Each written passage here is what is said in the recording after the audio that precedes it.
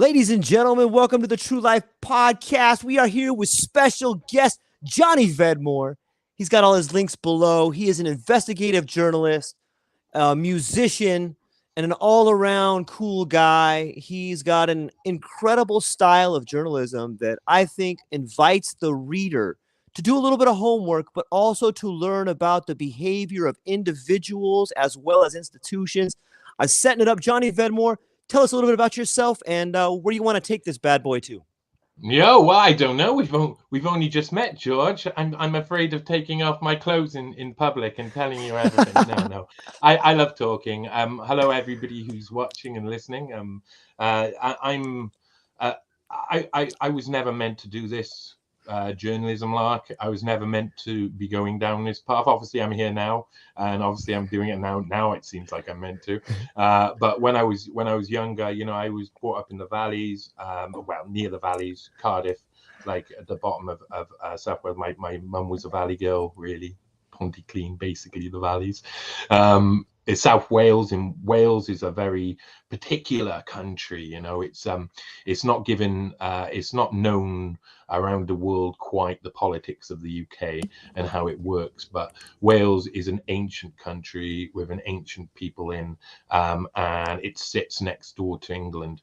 The land mass itself, it comes from the Appalachian Trail, that area of land in the world when the different continents were forming, etc. Wales came loose from what would eventually become this long Appalachian Trail, would drift across the Atlantic and hit onto the side of this other completely like different stones, different rocks. It makes it it's always had like a mystical, fantastical quality about it.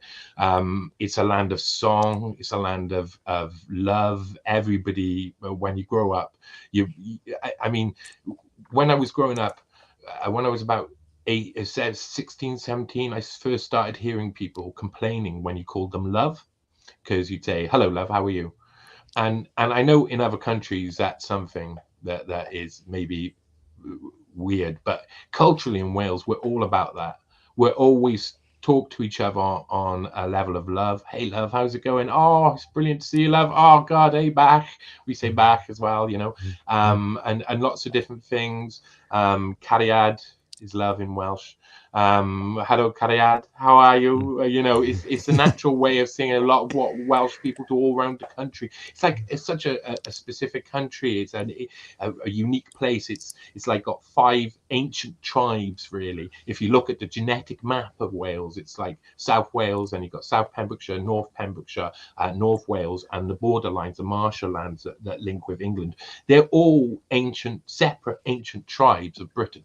They're all got a different, literally a different genealogy than the Anglo-Saxons and the Normans that came up, who really still populate mainly the southeast of England, going quite far up.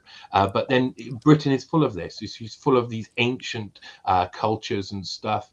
And being Welsh, you really don't get involved in a lot of the politics. We were ruled for many years.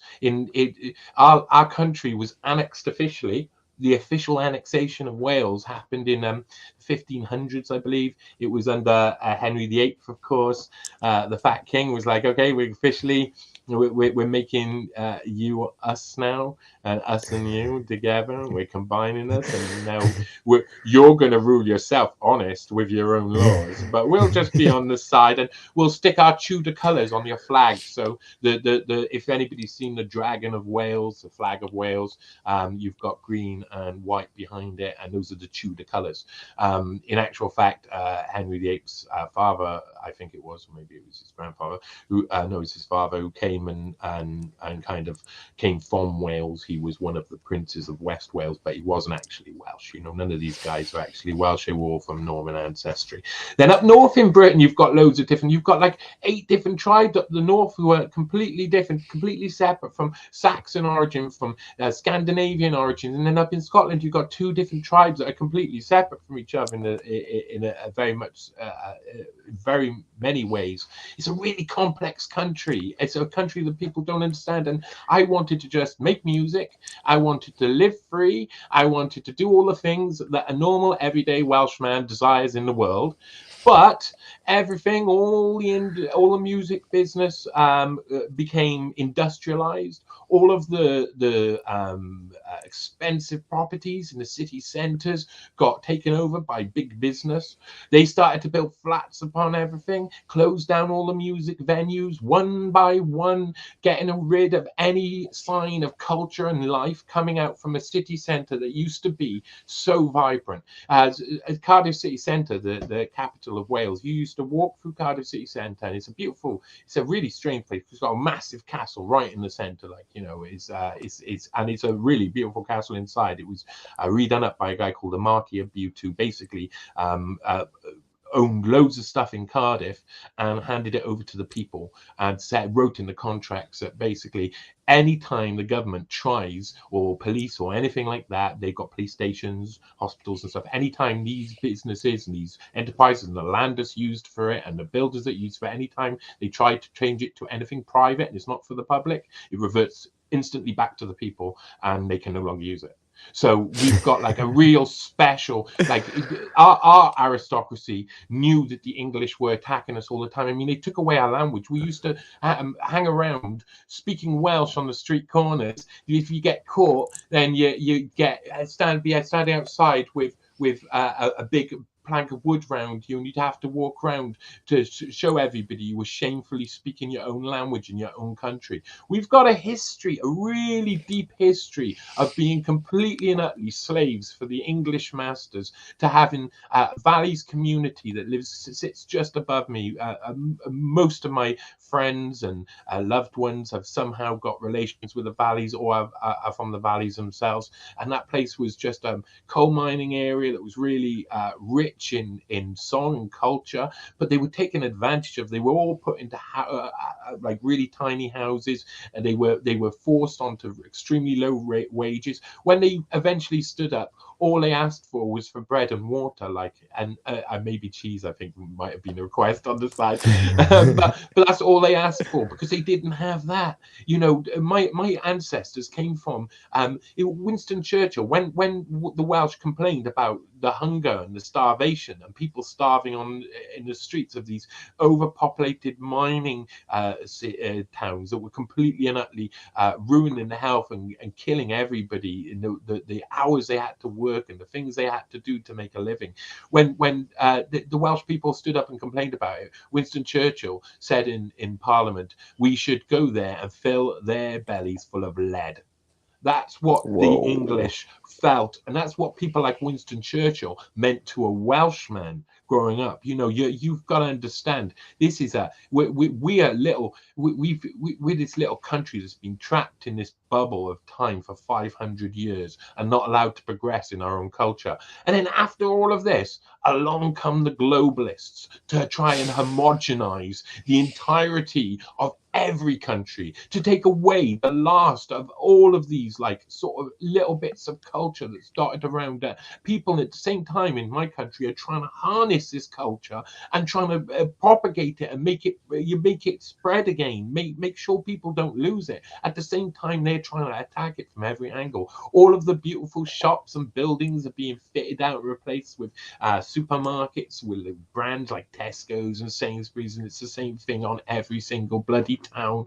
And there's nothing, everything's starting to homogenize and take away all that culture. So I tell you what, I didn't want to be a journalist chasing down the history of the wealthy and the elite. I wanted to be a normal guy playing what I would describe as my music as acoustic punk, that turned into some sort of acoustic punk, rock and roll, hillbilly, all sorts of confusion, which was really, and I really what I wanted to just continue taking drugs and just like completely ignoring life, like, you know, and just being able to live life, love, and meet my friends and etc. I wanted to do all of those lazy things, but it came to around 2014, 2015, where I'd already been researching for quite a while, for my own benefit. You know, I'd read a story and then I'd go away and be like, oh, bloody hell, I'm interested in that. And I had already learned about like the Epstein stuff very early on, like, you know, really early on. And I thought everybody kind of knew it. you know, when I didn't realize quite how little people knew about stuff like that. And when you know, when you see something like that, and when I was about to, probably about 23, so 2003, there was lots of stuff going on. It was Iraq War and stuff, and it was the first time where things started to come out on the internet, where you actually got access to the truth for the first time, and you got the kind of like the screen pulled away. And I saw the effect on all my friends. I feared it, you know. I tried to put this off for a long time because I saw people go mad in 2003, 2004. I saw people terrified, to a level that meant they ruined their entire life, their entire relationship, all their existence, for this fear that was being put on from above, that was all like an existential human crisis manifesting in war and all it. And it's not only that. We've got a long history, as we'll go through on this article I've done recently. We've got a long history of very nasty, pernicious people manipulating our lives behind the scenes, and they do believe that they've got a right to, they've got the moral or ethical authority to, and they do see us as something different. There is and has been for many years a class war that is very basic and simple. It's not a complex structure. There's one very elite class at the top. They're all families, they're all friends, they're all the people who are wealthy. People go up there all of the time, you know, and a select few get into those groups and into those families, etc. But when they need to do projects and operations that control the other class below, they will only choose from those select people above, who will all happily go along with the agenda because it's part of their everyday life, their reality, and their existence. And we don't live, majority of people don't live to see what their existence looks like. So we're really detached from that, and they hide a lot of it from us. And every now and again we see a sneak here, we see a peek here, we see something happen that we go, oh God, we've just seen behind the curtain quickly, and then they cover up quickly, or they just like put out one person as sacrificial lamb, and then it all goes back to normal. Well, it's not normal, it's happening all of the time. The majority of society is controlled. Now the information that is coming out is just completely insane. So where I was in the past was this was the same as most people, scared about the idea of getting involved in this, scared about the idea that if I said something, someone may target me. Just a normal person, maybe someone I like, will turn around and say, I don't like you anymore because you speak about something that I don't agree with, because all of these people tell me. And I had experience when I first started writing. I had experience where I made a comment in like my first really terrible probably articles, didn't really have an idea of what the wider world looked like. But I would say something really simple like once I said the Guardian newspaper in the UK was leaning towards the Tories, and a load of people said no, they're not, and I got really like, oh my God, maybe I'm wrong then. Okay, I'm sorry, I'll go and change it straight away. The Guardian doesn't like the Tories at all. Oh my God. And you know, that's where you start off. You don't have any knowledge, you don't have any understanding, you can't work it out because it's all so absurd. And it's like the Camus principle, the philosophy principle of absurdity going on all the time, which confuses you. And now they've really, the powers that be have embraced that for the past maybe 70, 80, 90, 100 years. They've embraced that absurdity to keep us all arguing over such the little stupid things, while they create really complex social, economic policies around us that will lead to an agenda that is globalism, will lead to an agenda that means one world government, will lead to an agenda that will have all of the lines like New World Order attached and everything, because we all know where it's going. And this isn't even the first incarnation of this type of thing. You know, what I'm discovering in my research is that the things that we see today, like young global leader projects and things, they're all things that have manifested in the past in different ways, and we're on an evolutionary process. They're going about things very quickly, and we're going about things very simply and slowly, because at the same time that we're trying to work out what's going on and everything's so absurd, we're being shot from the side all of the time. So what you know, my journey has been one of the past, I'd say very much 6 years, really trying to understand where my place in this would be, because at the start everybody goes to the place where everybody is and tries to do that. And I learned quite early on, I had hints in my work very early on that my line was looking at family trees, looking at the heritage and of people, where they come from, and I thought at first that was just like to simplify things.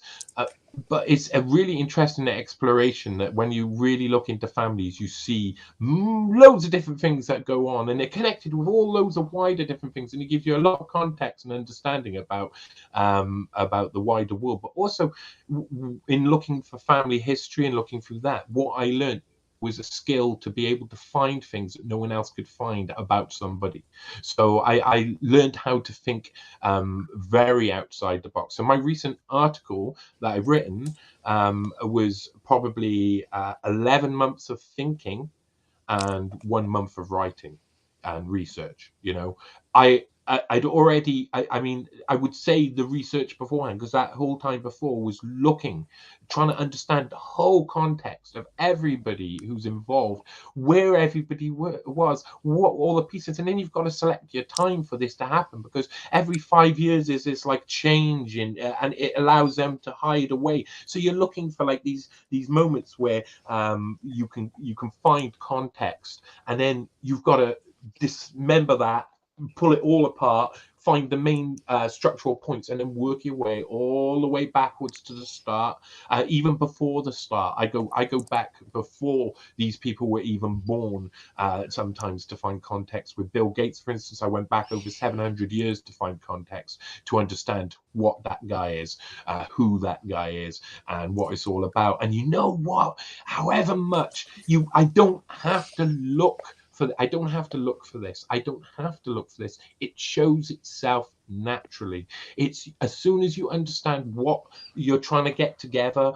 And for me, a lot of the time, for instance, in this article, I'm trying to get a really complicated information to people. And so what's the best way? For me, is chronologically profile 3 men, so you can understand how they join and coalesce, and how they become this one entity with this idea at a time when that idea was needed and able to be put in place, with the technology arising at the time, and then they start recruiting people for that agenda. You can then form, and the evidence forms itself. You don't have to form anything. The evidence forms itself, and this is same with this article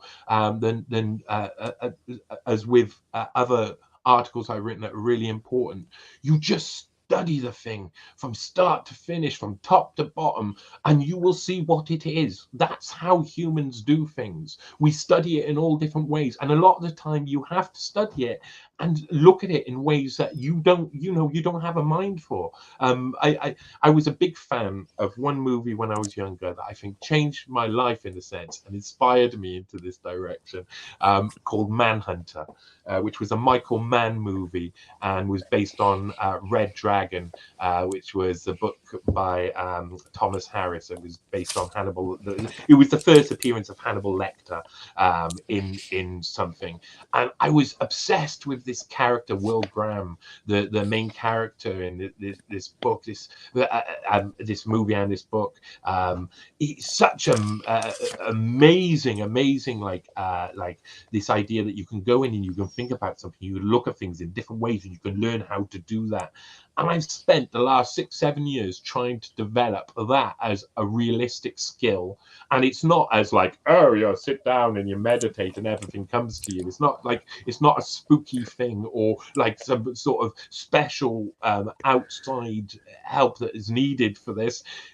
We've got a mind that once you put all the ingredients in your mind, all of the information, all of all of those data. So I hate you saying that. The data. I like it like that. I'm a common boy. As soon as you put all of that information within you, and you're able to see things contextually, everything shows itself because it is truth, and truth always shows itself. And while they will try and manipulate, and this is really important, while they try to manipulate people and everywhere, like the whole of our societies, all of the population, everybody, well, they try and manipulate everybody by using lies to make people do this over here. I'll tell a lie over here, and that makes people do this over here. That means that lie's okay. That's a principle that needs to disappear from humanity completely. It has to be about, you show people the truth over here, and the input truth, output truth.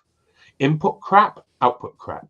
That's the way it works. That's the way everything works. You put in lies, you will get lies, and you will get shit in return. And that's what they do. That's what their entire system is based on. There is no thing that you can find a million things that even the smallest down people within this political or social structure, or this whatever structure we've got going on in this world nowadays, which is like it's hiding from us, so we can't really define what it looks like. It's just horrible. But this system, these people within this system, they're all stuck in it. They don't know any better. You have to show them that they're not only on the wrong side of history, they're on the wrong side of humanity.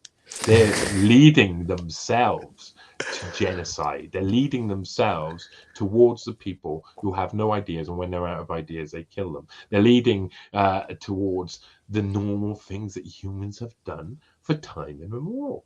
It's been no different. There's been no change since there's been people making civilizations. There's been war, disease, all of these different things, and most of all, people trying to get power so that they can do things by lying to people. We're entering a new world. We've got to stop that.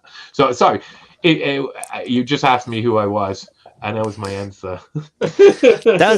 That's a beautiful answer, and I admire your energy, and I think that in that particular answer, you gave people a lot of ways to see the world the way you see it. I think that's beautiful. I think people should begin to recognize patterns. Thank you. And understand that the patterns, once, like you said, once you begin recognizing patterns, you can go into the past and see that pattern. You can go into the future and see that pattern. But more importantly, you can go inside yourself and see the pattern and learn new patterns. God, yeah. And so that's what we do, though. Repatterning, finding new patterns is how you succeed in life. Is how you succeed. Sorry, go on.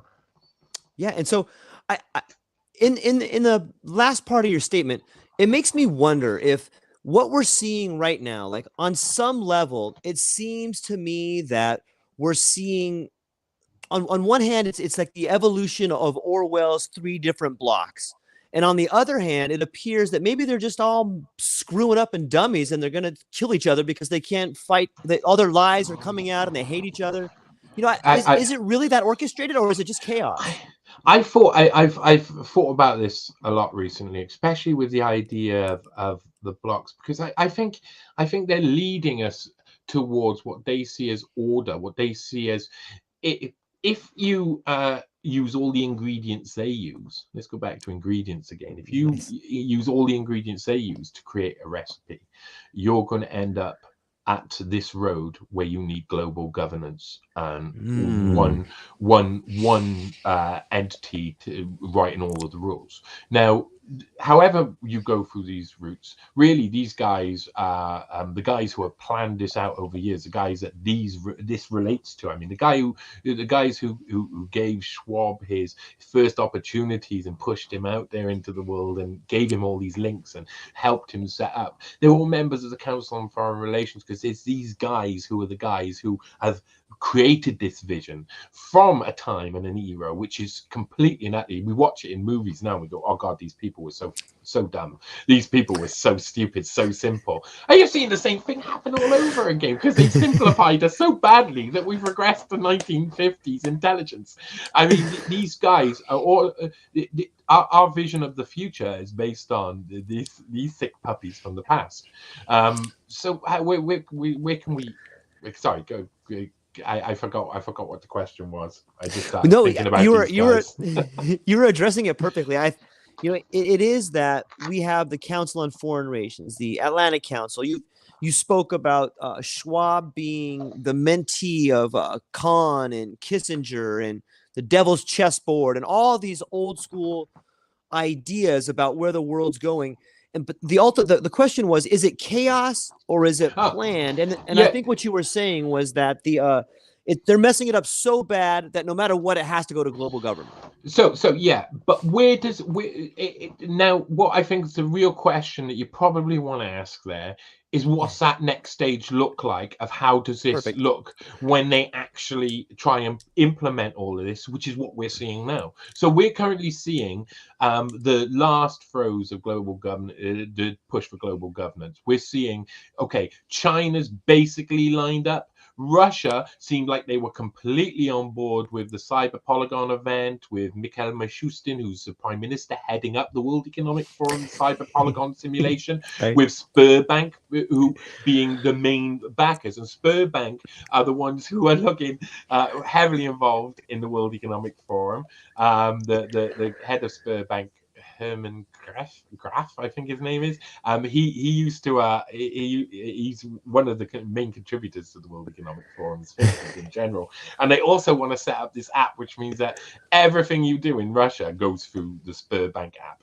There will be no other banks. There will be no other. If you need to pay a bill, if you need to pay at the supermarket, if you need to do anything at all, if you need to check what the weather is or anything, it's all going through the Sberbank app. That's it. Everything. It will do everything. And they announced this idea at the Cyber Polygon event at World Economic Forum as well. You know, they seem on board with the agenda. And of course, Vladimir Putin is reportedly, I found one report of it at least in a proper paper, mainstream paper, that said that there were three in 1991. There were three candidates from the KGB selected by the World Economic Forum as Russia's foremost patriots, which was the alternative program to young global leaders for the Russians, and only included like three guys who were heavily linked with the KGB, including Putin, who would then, before he was installed in power, would then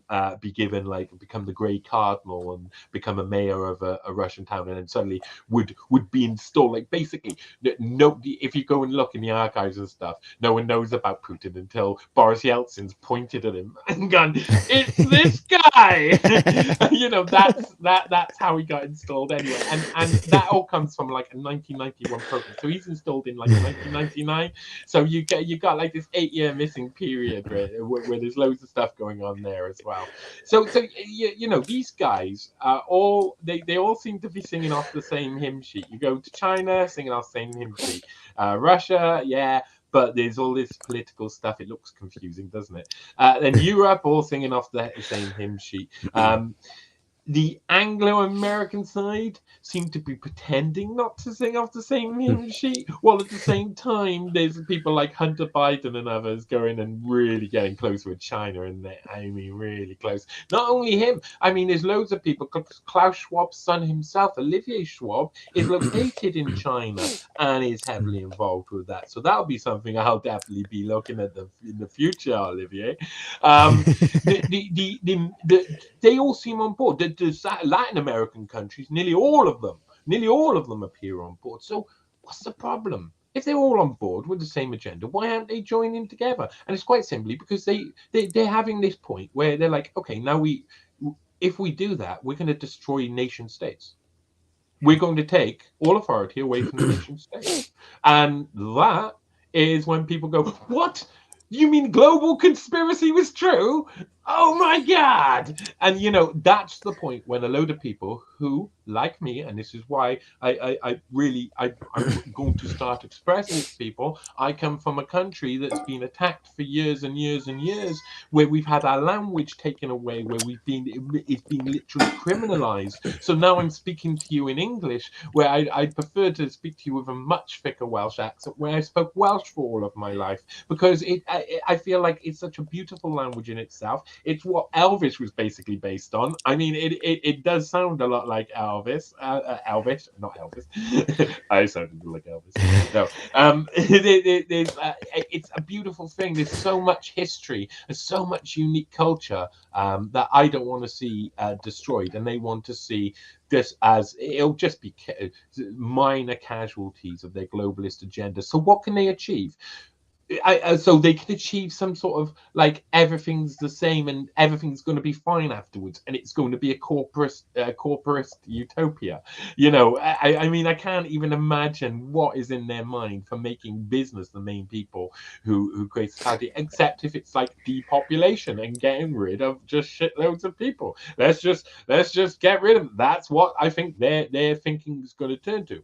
Now, where are we now is really slightly different, because I think that this agenda that had planned out kind of went a bit cockahooey, if that's a good term for it.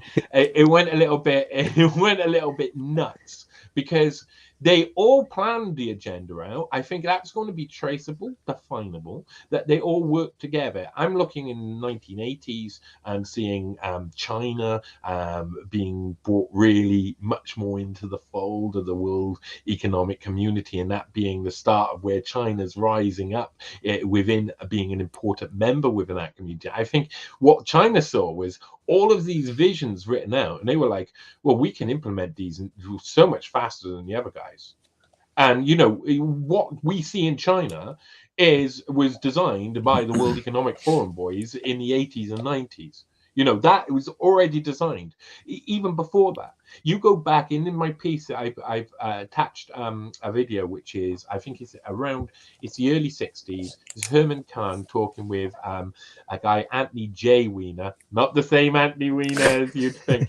I don't know if he was related, actually, because he's got a bit of a New York accent and stuff, and he does seem like a freak boy, because these guys are having a little conversation, and the shit they're talking about is exactly what we're seeing now. Everybody will have his ID cards.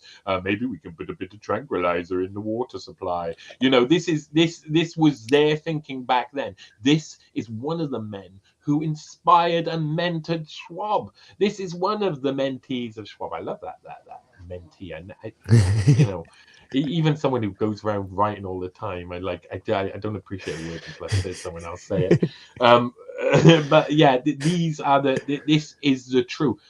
And there's an amazing story behind that. I mean, that article in itself, and discovering how these three men impacted in Schwab's life, it made Schwab make a hell of a lot more sense. Because Schwab, for me, it was the point where I had done the research. I'd done Schwab Family Values last year, which looked at his father's history working in a Nazi model company, working on the Nazi atomic bomb program, and then how Schwab went on to form a company out of that company called Schulze AG, out of a merger from that company with Brown Boveri, Schulze, and Escher Weiss, and he merged them all together. Schulze AG came out, and at the same time that was going on, they were selling parts for nuclear weapons, for thermonuclear weapons, to aid in South Africa's illegal nuclear bomb project, so program. So you've got the Schwab father doing exactly the same illegal, horrible business. I mean, Nazis getting the atomic bomb, that's fucking through the looking glass. If Schwab's dad had helped him out enough and that had happened, we wouldn't have the World Economic Forum in its current form. I can promise you that. There would be a lot more like flipping up the old hand going on there, because that's who they are. That's who they are. The Nazis weren't tin soled. I tweeted this out the other day. Really, really important. The Nazis weren't guys running around, big hench guys in tin helmets. They weren't these crazy over the top screaming like leaders who were on the TV, were propagandists. They weren't the skinheads and the white shirted guys that we see, the white vested guys that we see on the media today. They weren't any of those. They were bureaucrats who were into technology. They were the new emerging technocracy. Technocracy was a weird thing. Technocracy came from the 1930s, and it wasn't kind of like an ideological movement. It was an actual membership group, and it had a certain agenda attached to it. And there's a lot of what happened during World War II, when we look at the real horrors of what happened during World War II. Well, all of those things were due to them using technologies that they wanted to use and they should never have used. So, and you're using them now. I mean, if you look at what happened to a lot of the people in the Jewish prison camps, like the same experiments are going on now. Now they're just using DNA. Now it's out in the open. And people are volunteering for it. Hey, get it done to your kids. Hey, Yeah, come yeah, over here, and you can understand because these guys, like I say, I mean, for people who don't understand that principle, that the Nazis just joined the other side, it was literally that these bureaucrats and these thinkers and philosophers weren't they could be made to look like they were just caught up in it all. Von Papen would not serve any time, that much time. I think he might have served like a couple of months in prison or something for his crimes, but he would go back into politics afterwards. These guys didn't disappear. In actual fact, Operation Paperclip and other operations happened that just moved the bureaucrats, the philosophers, the philosophy behind the actual manifestation of horror that we saw during Nazi Germany. Those people, they're not really Nazis per se. They're something else. They will latch on to any ideology like they latched on to Nazis. They're the technocrats. They believe technology is the key for everything. And in doing that, they automatically lose humanity. Because the two things are inextricably they're opposites. They cannot be anything but. The idea of humanity and the idea of technology, two different things. They want them to all become the same thing, and it's always about the same thing, isn't it? It's always about keeping their heart beating so that they can drink some more fine wine and dip it, some more croutons into the wonderful caviar that they have lying around. And now and again, I've had the option of tasting a bit of that caviar, and I've been like, oh, that's all right, but you're a bit weird, aren't you? Edge out the side of the door. But yeah, sorry. Hey, go It's on. hilarious. I'm just rambling here. It's awesome. It's all good points. It makes me think, like, I had this idea too, like, and I want to tie this pattern together. When you talk about Klaus Schwab's father doing the same thing he did, isn't it weird that he wrote into the World Economic Forum that his kid will always be in charge? It's kind of like his dad probably wrote that in there. And then if you think about Project Paperclip, like, we move a bunch of scientists over to the US. Like, I was thinking recently, and this is just pure conjecture, but what happened to the children of the Project Paperclip scientists? Like, isn't it weird? Like, there's all these people in American politics that like I look at Lex Friedman and I'm like, dude, what does this guy do? Like, who is this guy? Look at his dad. His dad was probably okay. You don't want to start me. I have never said vocally about listen. He's got to be Project Paperclip progeny. I tweeted at him. I'm like, if COVID hadn't happened, I'd be right concentrating on the Tealverse, what we call the Tealverse in my game. The Tealverse, I love that. Yeah, that's Whitney Webb, who I think coined that term. Because we'd be completely like concentrated on that if it wasn't for all of the shit that's happened around. Well, maybe that's what they don't want us concentrating on. Well, yeah, that's one of the things they don't want us concentrating on. Remember, there's not just one thing they don't want us concentrating on. That's so true. What they want us concentrating on. That it may just be one thing that we should all be concentrating on, when it's actually we should be concentrating on the fact there's loads of things we should be concentrating on. Right. Instead of the blindness. Yeah, this is interesting thing about conspiracies is that it's done by small groups, small actors. It's usually a group of around 5 who commit large, wide-scale conspiracies. I've seen this over and over again. In this case, you could say the conspiracy to set up the World Economic Forum as though it was its own like creation from Europeans and etc. That is a conspiracy. That is a conspiracy. For it, you needed at least 4 people who I've identified. Of course, there'll be others. There will be others, because when Schwab went over with Galbraith and Kahn to Europe to convince people to support the World Economic Forum idea and to come to the first World Economic Forum, he didn't only bring those 2; he did bring a few other people too. I think one of the things that I do, or I try to do, is make sure that Are you still here? Are we still? I'm here. Yeah, absolutely. Good. Okay, cool. I wasn't sure if my computer might be freezing a little bit. But what one of the things that you can well, you can see that conspiracies do exist. They're very small. They need to be kept under control, and that is one of the reasons why Schwab's written in as like lifelong leader for the World Economic Forum, because they could not allow a project that was backed by US State Department Right. employees so much, because you have to remember when Schwab was being recruited, Herman Cahn's working for the State Department. Galbraith said he doesn't want to be an advisor to Johnson because he hates Johnson, and I think that was something to do with the Kennedy stuff, because he was advisor to Kennedy, but he also was the teacher, the professor at Harvard who taught JFK. That's bloody insane. I mean, when you read I didn't know that. Galbraith, the two men. I mean, for people who haven't read the article yet, I wrote an article recently called it Dr. Klaus Schwab, or how the CFR taught me to stop worrying and love the bomb, which is, of course, I mean, for some people, they may think, oh, he's just used the title of a movie. But there's very, very significant links to that movie within the article. Extremely significant links, like the real Dr. Strangelove is in it. So, I mean, you can't help to find the link. It's about the three men who recruited Schwab through an international seminar. This international seminar was created by a man called William Yandell Elliott. And anybody who would go and look into William Yandell Elliott will go, holy shit, who the hell is this guy? Why have I never heard of his name? Advisor to 6 US presidents, extreme grandee of the Council on Foreign Relations, and a real hidden hand. And you say, oh, well, he was in public politics, so how hidden could he be? Well, he was very bloody doing loads of other things too, so he was very hidden. He was someone who had helped Kissinger along, but he was also someone who would create this international seminar at Harvard, which would run at summer schools. So while the terms weren't in between terms, which I think is very clever for if you don't want a load of students popping in to find out what's going on in the lecture halls, with all of these like really, really dodgy folk who are going to end up being leaders of the world. Well, you don't want no students hanging around there, so let's do it at a summer school.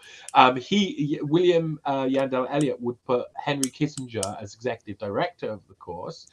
Henry Kissinger was recruited by the CFR in 1951, would do the nuclear working groups for the CFR through the mid-60s, and became, through the CFR, one of the most powerful foreign policy thermonuclear war experts at the time, when they just needed that. So Kissinger was very much CFR, Galbraith very much CFR, Herman Kahn wrote for the CFR on a couple of occasions, but I mean, his links are harder, of course, to come across. But yeah, these three men would be introduced. Kissinger would meet Schwab, who would attend these seminars, these international seminars. Now, Schwab, the young Klaus Schwab, would have been in his 20s, and he was noted. Really, was he in his 20s or was he in his 30s? Well, he was pretty young, but he was noted straight away by Kissinger as being special, and introduced to Galbraith and Kahn, who were like really significant people to introduce people to. And these guys would basically would recruit Schwab to create something that would allow them to implant US-aligned foreign policy into Europe, in the creation of what was the World Economic Forum was originally called the European Management Symposium. That was changed after a couple of years to the European Management Forum, and that was changed in, I think, the 90s to the World Economic Forum. So you've got this like this thing that was, oh look, it's European, it's for writing policies, and it just happens to be created by three of the most important people behind writing policies for Europe at that time, who were all focusing by that time on Europe, with Galbraith and Kissinger taking part together in the Mandeville lectures, which were focused on Europe and foreign policy related, American foreign policy related to Europe. In 1966, Kissinger was put in charge of a working group looking at how they can affect European foreign policy and create a leadership group and etc. within it. And those were all CFR grandees as well in that, and other people from other dodgy and shady institutions and foundations. These guys would be vital in installing Schwab, and who they are is amazing, because Kissinger, most people know, is pretty dodgy, always intelligence, CFR linked to CIA. I mean, that international seminar they recruit Schwab through is funded $146,000 from the CIA while Schwab is going there. So I mean, he can't even hide away from it. And but these other men, Galbraith is really interesting, because where Kissinger looks at foreign policy relating to Europe and relating to thermonuclear war, which of course we're in the Cold War era, so that's really hot topic, super hot. But you've also got John Kenneth Galbraith being the man who writes economic and social policies. He had studied land policies under Hitler in 1938. His wife lived with what's her name? Mitford. I always forget. As soon as I get round to it, I always forget her name. She's so annoying. But she was Hitler's bloody girlfriend. His wife lived with Hitler's bloody girlfriend while she was going out with Hitler. What? It's like, it's bizarre things. And then he goes back to Harvard, where he's teaching the Kennedys, and eventually he'll be in the Kennedy cabinet. And when Kennedy gets the magic bullet in him, he will be the one who drafts Johnson's first speech after the assassination. That's a massive moment in history, massive. Then he'll act as John Kenneth Galbraith will act as I'm against the Vietnam War. Kennedy actually sent him over to Vietnam to check out one of the reports that had been made, and Galbraith said, start withdrawing your troops now, and so he had started doing that. And then later on Kennedy gets popped, and I think maybe Galbraith felt maybe there was a link there. So but I think there was plenty of people in the CFR who didn't like Kennedy very much, and didn't like the fact they couldn't manipulate him like they could others, because the Kennedy brothers are a real anomaly, a couple of anomalies in history where you look at them and you're like, how the hell did they manage to slip through the gaps? And that's because they latch on to that want for something new and something different so well. But they were a good example of what happens to people who try and walk that path, because I have to say, out of all of the people in history that I look at through American politics, I'm always like, and when it gets to Bobby and Jack Kennedy, for all of their little naughtiness around the back, wow, what a pair of guys they were. Whew, they were an anomaly in modern history, and they caused a lot of problems. So I think Galbraith afterwards, he concentrated on the Vietnam. He refused on Vietnam. He helped Eugene McCarthy, his election campaign. He refused to help Robert Kennedy. I did read in one of his books, they said something like, he didn't like his cocky style and all of this. So I think he was very a little bit, he loved JFK, but in his own way. I don't know how that way, what way that was. Whatever type of emotion he calls love, he felt that for JFK. But Bobby Kennedy he didn't like so much, so he didn't support him. And he would start up this movement, Democracy Now movement or whatever, or Talks Now, which was to stop the Vietnam War and stuff. And he would fight against that a lot. But at the same time, he would be joining alongside Kissinger, who was weirdly escalating the war at the same time and helping escalate the war. And at the same time, they're joining together. They're joining forces to concentrate on Europe. This guy, we're completely opposite on this view over here. But when we combine over to here, we're best mates. We agree on everything. That sort of thing is always well, at the end of the day, you're CFR, so you've got a job to do, haven't you? You've got to serve your masters, and that's what they were doing. They were serving their masters. I think all of these guys were serving their masters. So Galbraith eventually, after all of this massive, amazing history he had, by the 60s and 70s, I think he was looking to concentrate on something which meant that he could spend a lot of time in Europe. He would write a lot more about Europe. before he had written about lots of other different things. He'd written mainly about economics through all of his life, like just about economics. Some big books as well, and he had coined some big terms and stuff. You know, he was a big thinker, and he was a big guy. And then, of course, the other person alongside, he would be the first keynote speaker at the World Economic Forum. He would go across with Schwab and Kahn to convince people to come on board. He would be one of the most important people to making the thing a reality.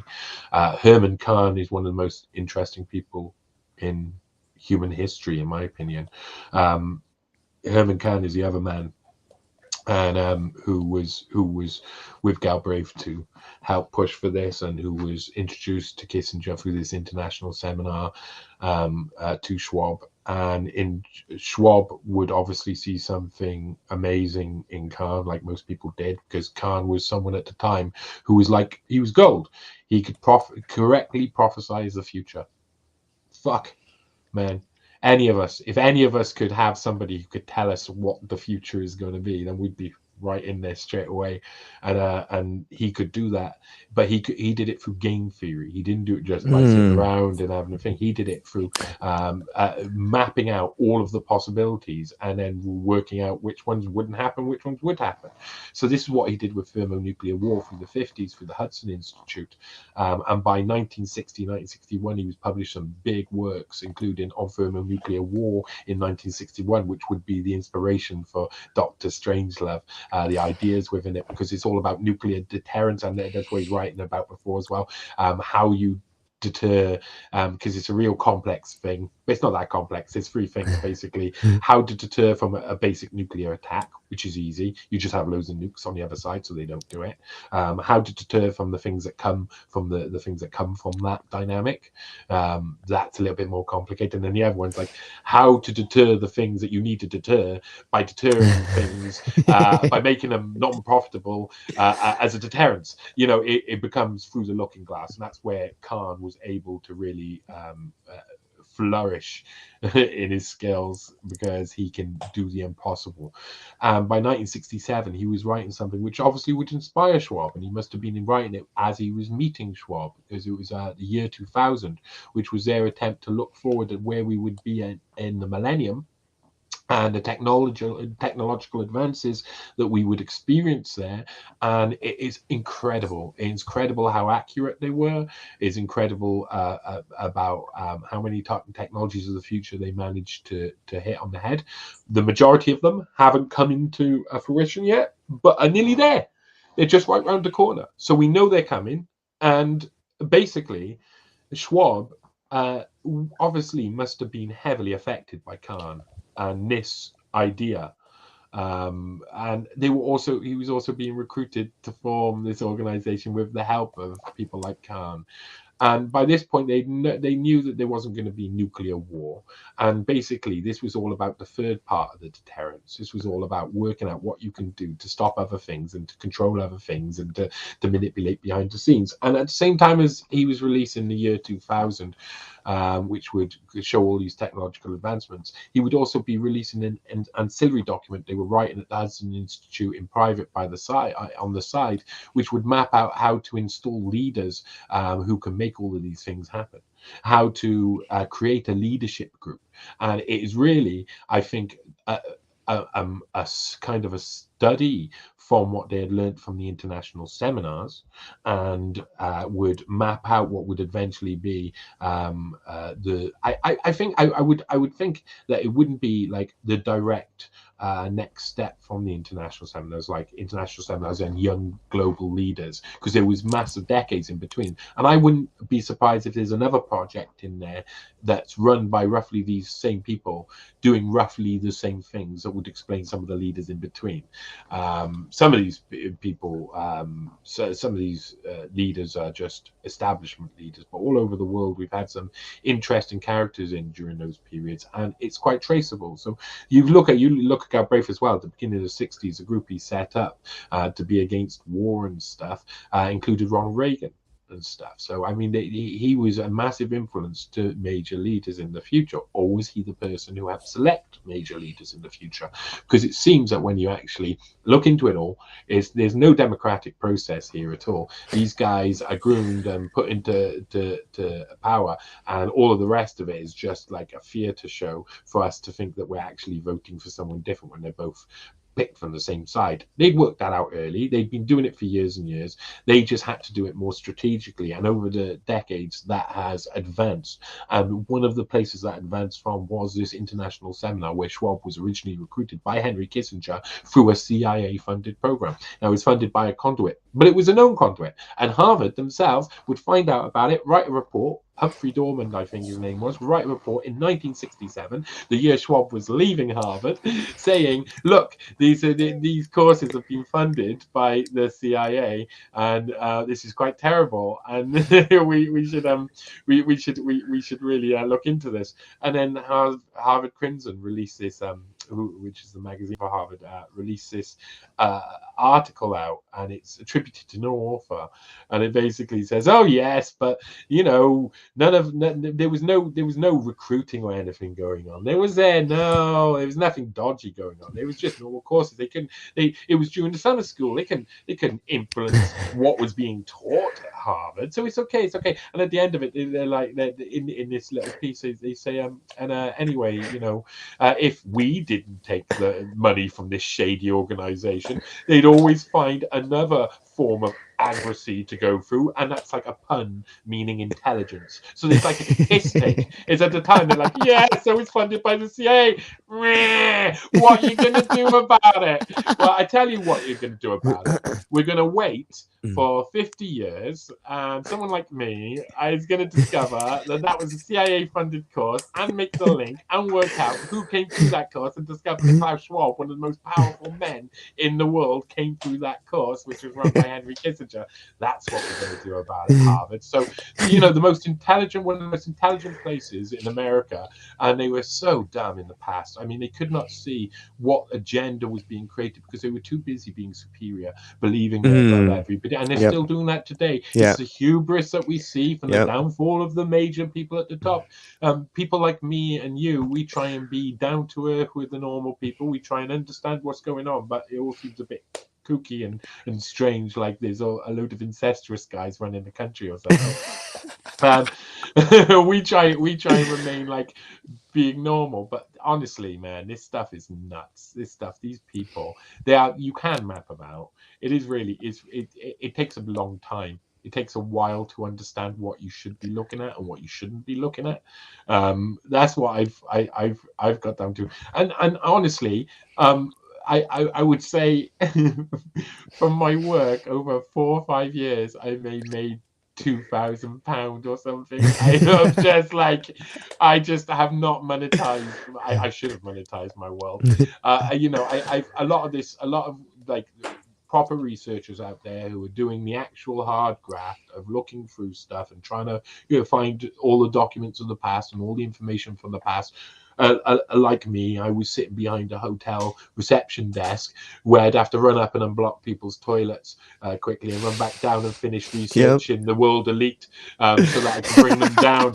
I mean, it shouldn't be, like I said at the start, it shouldn't be up to people like me, but there's been a massive the truth has been neglected by the press. The press is set up in a way that means you enter into the press and you're covering this or that, but the true stories you have to find. So you can't find a true story if you're focused here and focused there, and the true story is underneath it all. So the whole thing is set up to mean that people don't look in the right place. It's as simple as that. So I'm in a situation now where I'm like, I try, but they wouldn't even let me do English and history in school because I used to set things on fire and stuff, among other things. I mean, I got blamed for everything that happened in my high school, literally. Like, you know, I was once held in a room, like Guantanamo Bay style, like for basically 2 days, being interrogated about the destruction of the sixth form toilet, because it must have been me. And the thing is, I knew everybody who did it, but I'm not a fucking squealer. I'm not going to say anything. I ended up saying, oh, bloody hell, why don't you go and talk to a squealer like so-and-so? And they went, oh, yeah. And he was an arsehole who I didn't like at all. Yeah. Unfortunately, in that sense, I probably did squeal at everyone because they called him in 2 days after interrogating me, and weird interrogation in school. They eventually he named everybody in 5 minutes and burst out into tears. But there's always been this feeling that I've not been allowed to study this stuff. And that's been from very young on, in my life. And I've always felt that, okay, well, you tell me not to do something, I may as well set it on fire. That's always been my kind of like way in the world. So now I'm here. Now I'm here reporting on serious stuff, trying to do serious work, trying to make sure that I map everything out in a way that means that there's no, I give my opinions at the end of the piece, and I do that with all pieces. I have to give a little bit of my opinion. I try and make it measured. I mean, it's really hard to be measured when you're dealing with this type of people, because I don't understand them, man. I don't understand why they do what they do. I don't understand what motivates them. I don't understand how they can look in the eyes of their kids and think that they're doing a nice thing. I think that I think they're completely detached from something, and that is something that comes from a real I just think it comes from very people who haven't had certain experiences in their life, because they've been forced to do all of this hard work to come into a position where they're just going to end up not having any actual power or use their knowledge. Instead, they're going to be told how to manipulate the levers of their company or their society or their little membership group so that they can influence other things. I don't think they have had a spiritual kind of existence early on that has allowed them to understand a connection with other humans and etc. So I think there's a level of that within why these people are so far removed from reality as well, and seem so different from a lot of the people that me and you and I would hang around with. So I don't know what we're dealing with most of the time, but all I can do is stick down the things I find onto a paper in a form that makes other people be able to understand it easier than reading a long book or 7 books about it, because it is really hard to kind of grasp what's going on if you're not aware of the context. So I try and give people a little bit of context to everything, and I try and look for the things that no one else has found. That comes from the family history searching type of stuff. I've learned different ways and techniques to look at information and where it may be stored or where you may find it, because nearly everything that is important is written down somewhere, usually in multiple places, and people don't really realize it because they go out and they stick words in Google and then they get like this, oh God, is it there? No. Is it there? No. Oh my God, will I ever find it? You're on the third link, there is a different way of approaching looking at information, and getting rid of the noise around information. Is so much stuff you don't need that you can get distracted by. And some interesting points you'll come across that aren't related that you can just put to the side. You don't have to throw them away. They'll come up again. Remember everything you go through, and they'll come up again and again, because these guys, their story is wide, their narrative is large, it's complicated, it changes depending on which little control structure you're in, but basically they're all linked to the same agenda, and that agenda is forming what I think is now turning into basically 2 states. So where we see the ideal of 3 states, I think the Anglo-American state has dominated Europe so much that there is no return for Europe. Europe, America, Britain, all of that aligned.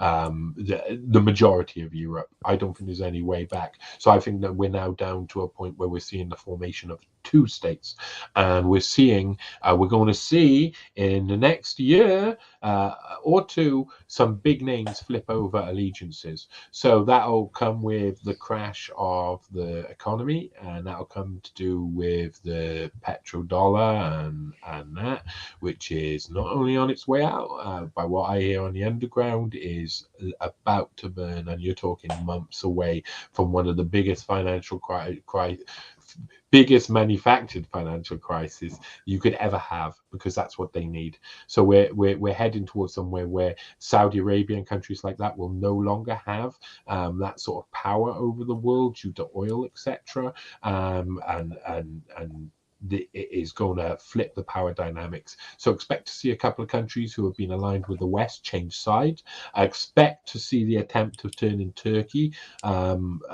east looking rather than west looking, and expect to see a line that goes from all the way up the top of Karelia in the north of Russia, all the way along, all the way down the Arab Peninsula, and stopping right down the bottom. Expect to see a complete iron curtain of the biggest kind. And behind that wall, China will say, well, we've advanced really quickly, and now this is one of the problems with the agenda.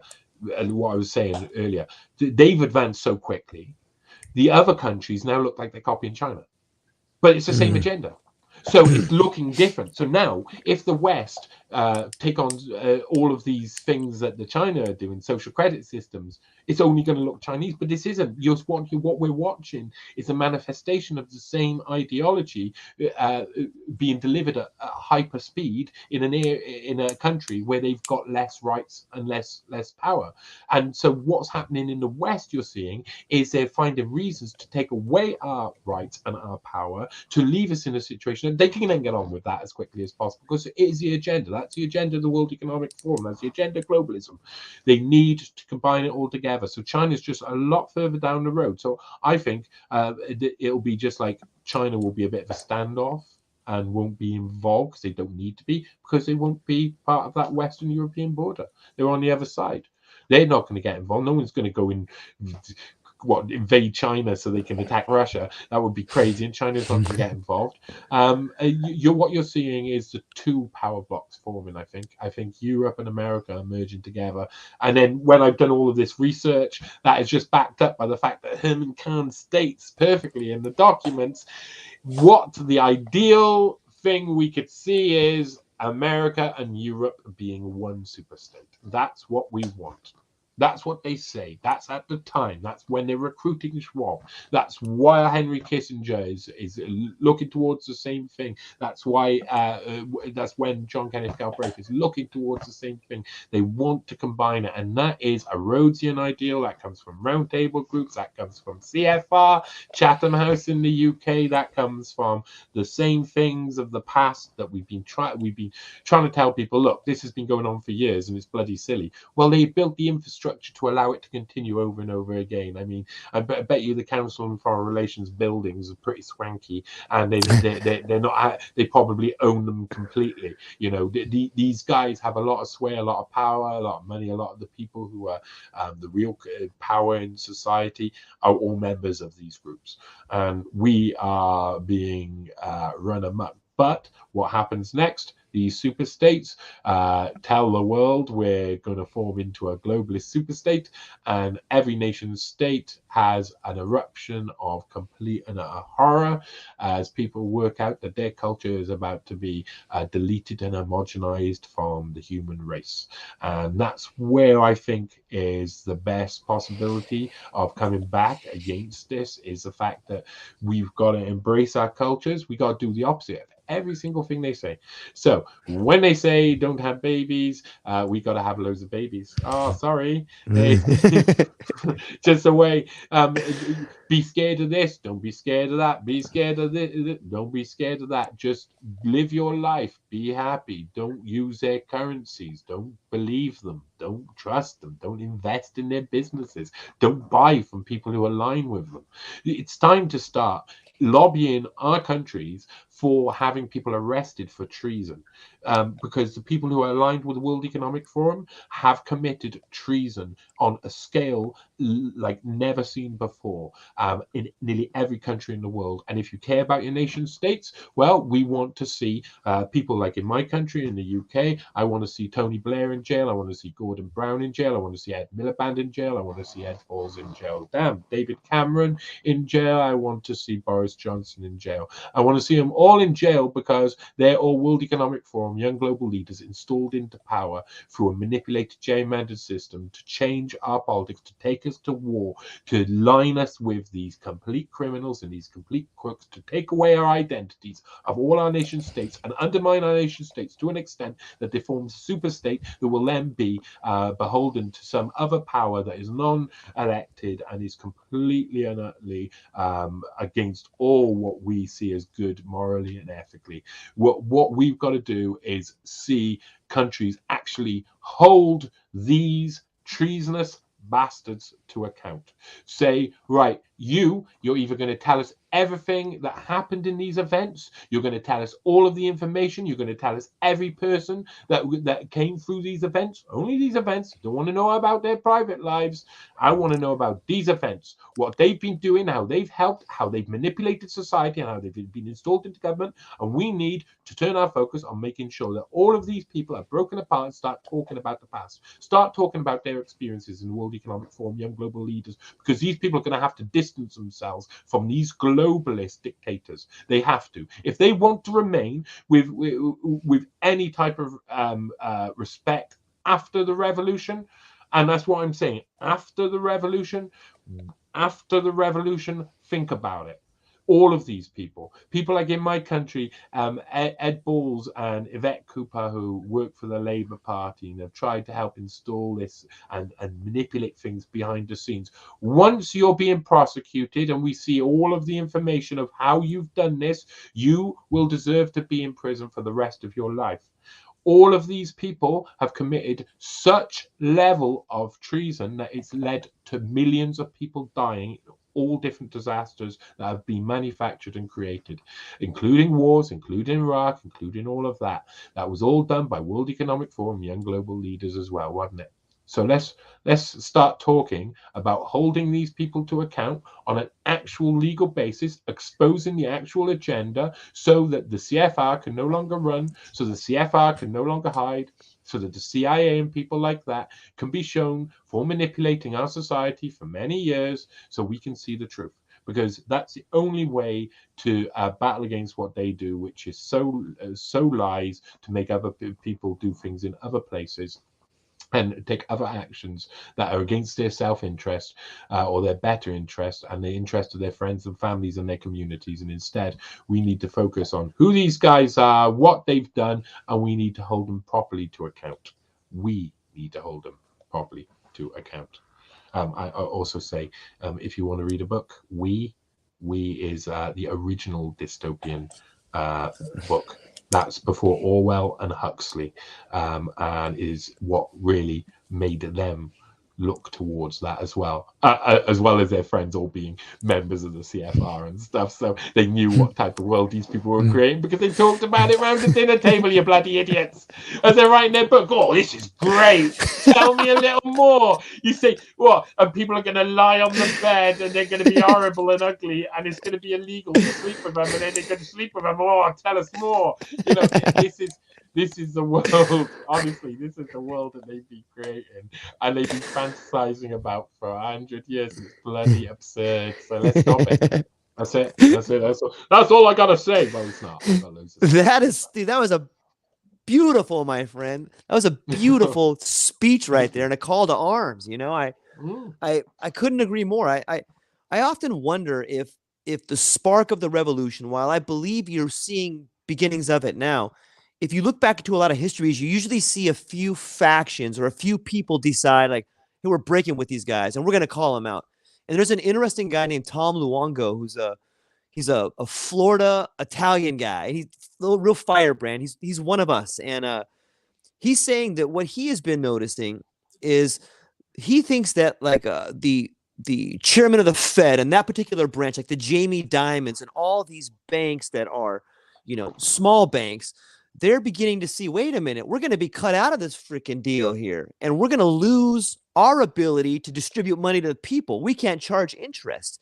And he says that what he is seeing is a beginning of a fight back from this particular branch of these big banks fighting what is going to be these new CBDCs coming out, which I think Whitney Webb posted something about the Financial Times and the coming CBDCs. They need to have this national ID in order to make it run effectively. Can you speak on that a little bit? Well, just to say, go back, like I Yeah. say, Herman Cain saying in the 60s, they'll all have everybody will have his IDs. Everybody Right. will have his Right. ID cards because you have to implement any type of techno state like they want, techno fascist communist Nazi bloody Pedophile. thing. Yeah, it's just awful. Well, if you look at one of the presidents of the World Economic Forum was a man named Ted Heath. Okay, Mhm. do your research about Edward Heath and vomit in a bucket for 4 weeks. Sorry, what was the question again? The I coming thought about Ted That's Heath. all right. The coming CBCDs and the ID Yeah, card that they're trying to force through. yeah, of course they're gonna have to. They're gonna have to merge. They're gonna have to take away people's money and people's access to money because that's the only way to control people, really. And I think that this is one of the hardest steps they're gonna have to do because they have to give something to all of these bankers who have got all of this money over here. And they're like, but we've all got all this money we've been collecting. Obviously, there's going to have to be some form of I think we could call it a pure transfer of wealth from one system to another. So Right. they're going to have to come up with an idea like this, and it's going to have to be representative of something that will bring the bankers in. And like I say, there's this whole class above, and they're all working together, so they'll find a way Right. around it. Those guys will sit around a load of tables of a certain shape, and they will all have their nice little conversations about it, and all come to their decisions. And Catherine Austin Fitz does amazing work She talking does. about this stuff. She's one of the most intelligent women around. God, man, if you want a financial advisor, go listen to her, and then you don't have to pay like thousands of pounds. Also, her vision of or her what she sees coming is quite dark. Is a quite dark place, and it's coming very soon. They're going to have to. It's going to have to. The collapse is going to have to happen, and they've been planning this rollout of CBDCs, and we know they're going to say it at some point out loud. They're going to have to say it. Your money is going to have to be transferred into a digital way. They're going to have to say it out loud. Now, they haven't really. All they've been doing is attacking digital currencies. So I can't see how they go from one to the other without it being complete and utter turmoil all over the place and people being left behind and all of that. And that's part of their process and their system. At the moment, they're at a situation where they need to create chaos. They need to. They have grown up a debt that isn't monetary. It's an ideological debt, I suppose. It's one that's a moral and ethical debt that has to be paid to people who they've been claiming to represent. And so they've got to flip that representation around in some way, shape, or form that says, okay, now we no longer represent you and you have no representation. And this is a new society we've created. But and in the meantime, they also need to say loads of different things and have loads of different things happening so that you don't know what the hell's going on, so that they can just do it. Because that's what they've been doing all along. We're so late to the party. They've created all of this system already. It's all ready to go. I'm not sure how we undermine it without first them turning against each other in some way, shape, or form. So I think I'm a little bit happy by, or made a little bit positive by seeing things like Sberbank in Russia and China wanting to dominate their own sort of digital currencies, and then that means that it kind of like turns back into a national system, which then scuppers the globalist system. I think this is the problem they're going to have when they come up to this point of trying to create global governance. They can do it, but you have to get guy over here who looks a little bit different and thinks a little bit differently to guy over here doing the same thing, and they're just not going to. So at the end of the day, they're going to say, no, but if you're in control and you're in control, so we'll keep it. We created one. We've done this. We done, look, central bank digital currency. That's what we got. Yeah, we got one of those too. So I see a creation of a load of things that aren't going to work and are going to collapse in some way, shape, or form. I see that's positive for them. They can keep nailing away, and all that happens is that me and you end up arguing with our neighbors because we can't afford food. So that That's not very positive. Sorry. It's okay. If you look closely, you can see that, when you go on Twitter or whatever, like, you can have any opinion you want. You can say, I'm with Ukraine, I'm with Russia, I'm with Zelensky, I'm with Putin, I'm with this. But what you must do is pay attention. They don't care really exactly what it is, but you must pay attention to the chaos. And we went right from COVID to it's always, you're gonna die, you're gonna die. Yeah. But behind the scenes, you can see force majeure happening with wheat prices. You can see the breakdown happening behind the scenes. Do you think I feel that's something that's coming? Yes, I think all. I think that I mean, we wrote about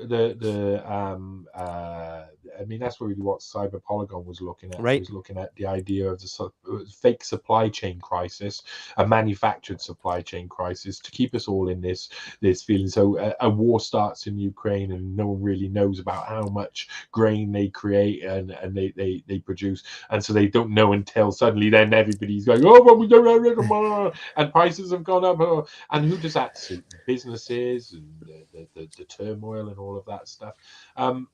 There was something you said that had me thinking about something else. I can't remember what it was. That's really annoying. We're talking about Ukraine and the war, Twitter, the Twitterverse. But before that, we were talking somewhat about supply chains and well, you know, the distraction, the distraction ability to distract people, and this ability to keep people looking elsewhere. How do we get around that? How do we stop people being worried about things they should be worried about? You know, it says something, and this is really was.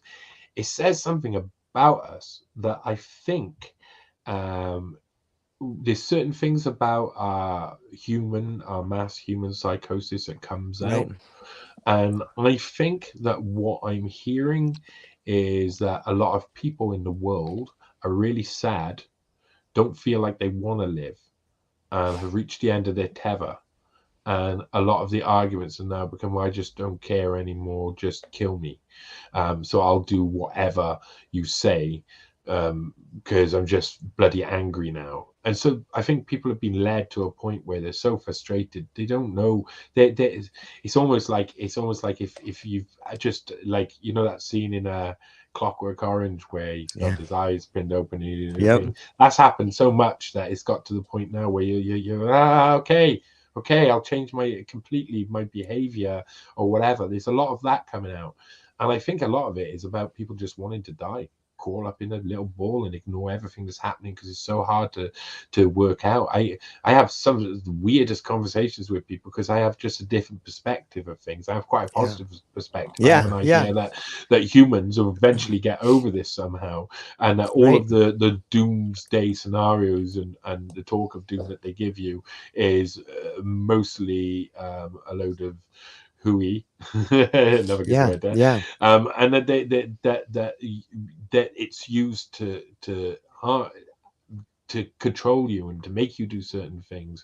And of course it's so simple for us to understand that when you're having a conversation with someone in the park. And I have so many conversations with people because I just walk around talking to people all the time. I do it on purpose because I talk to people, they talk to me, they find out what I do, and they ask me questions, and then I give them answers, and I say, don't listen to me, question everything and think about it all, you know, and that gives them a basic foundation. But nearly everybody says we're overpopulated, we need to get humans off Earth.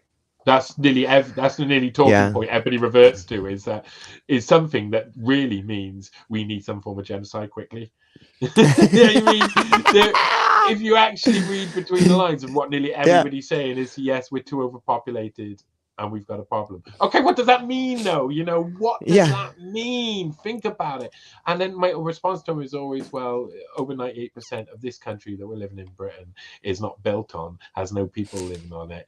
It's been bought out by a load of people who are wrecking it for their own good, completely destroying it, not replanting trees, rather than being managed by the people in a way that gives good care, love, and protection. Instead, we're all dumped into these big cities in tiny, small more flats and having psychosis all of the time and all walking around shouting at each other. We've got issues. Yeah, it's not overpopulation. It's a lack of available land due to the fact of landlords who have kicked everybody off the land and pushed them back into the cities. And this is something that's hundreds of years old. I can go back 100 years, see it, 200 years, see it, 300 years, see it, 400 years. Tell us all the time. They rebrand everything that they do that's negative. And so people follow and go, oh, yeah, right then. That's fine. This is what normal life is. This is what normal life looks like. So they create what normal life looks like, and it's a fucking shit show. Because all of these people who really believe that there's too many humans on Earth that I've met and haven't thought through that argument to themselves. Nearly every single one of them are some of the loveliest people I've met. Yeah. They're really lovely. They care about their families. They care about their friends. They usually have little doggies running around.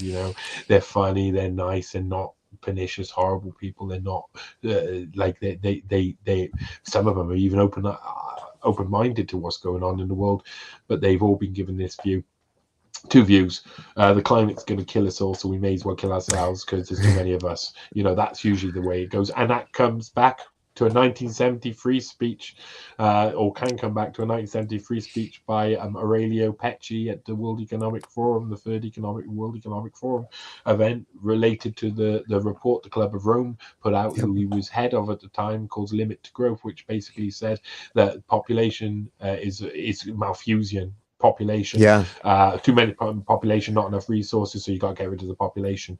It's all about population reduction, and in the speech in 1973 and in the book they suggest using climate change to manipulate the population, so that they can slowly introduce things to reduce the population, because the enemy of the earth and of man is man itself, and it is a war on humankind. So that is the type of person that Schwab wants to get in to speak to his boys, because that's what they're thinking. What they're thinking is that me and you are useless eaters, as Yuval Noah Harari says up on stage at the World Economic Forum. Look at all these useless eaters. Look at all these rats. And eventually we don't want the rats to take over the ship, is what he says at the end of one of those speeches. So he is, I mean, all of these guys, they're all on the same level. They talk in code, and the code is so easy. It's like child code,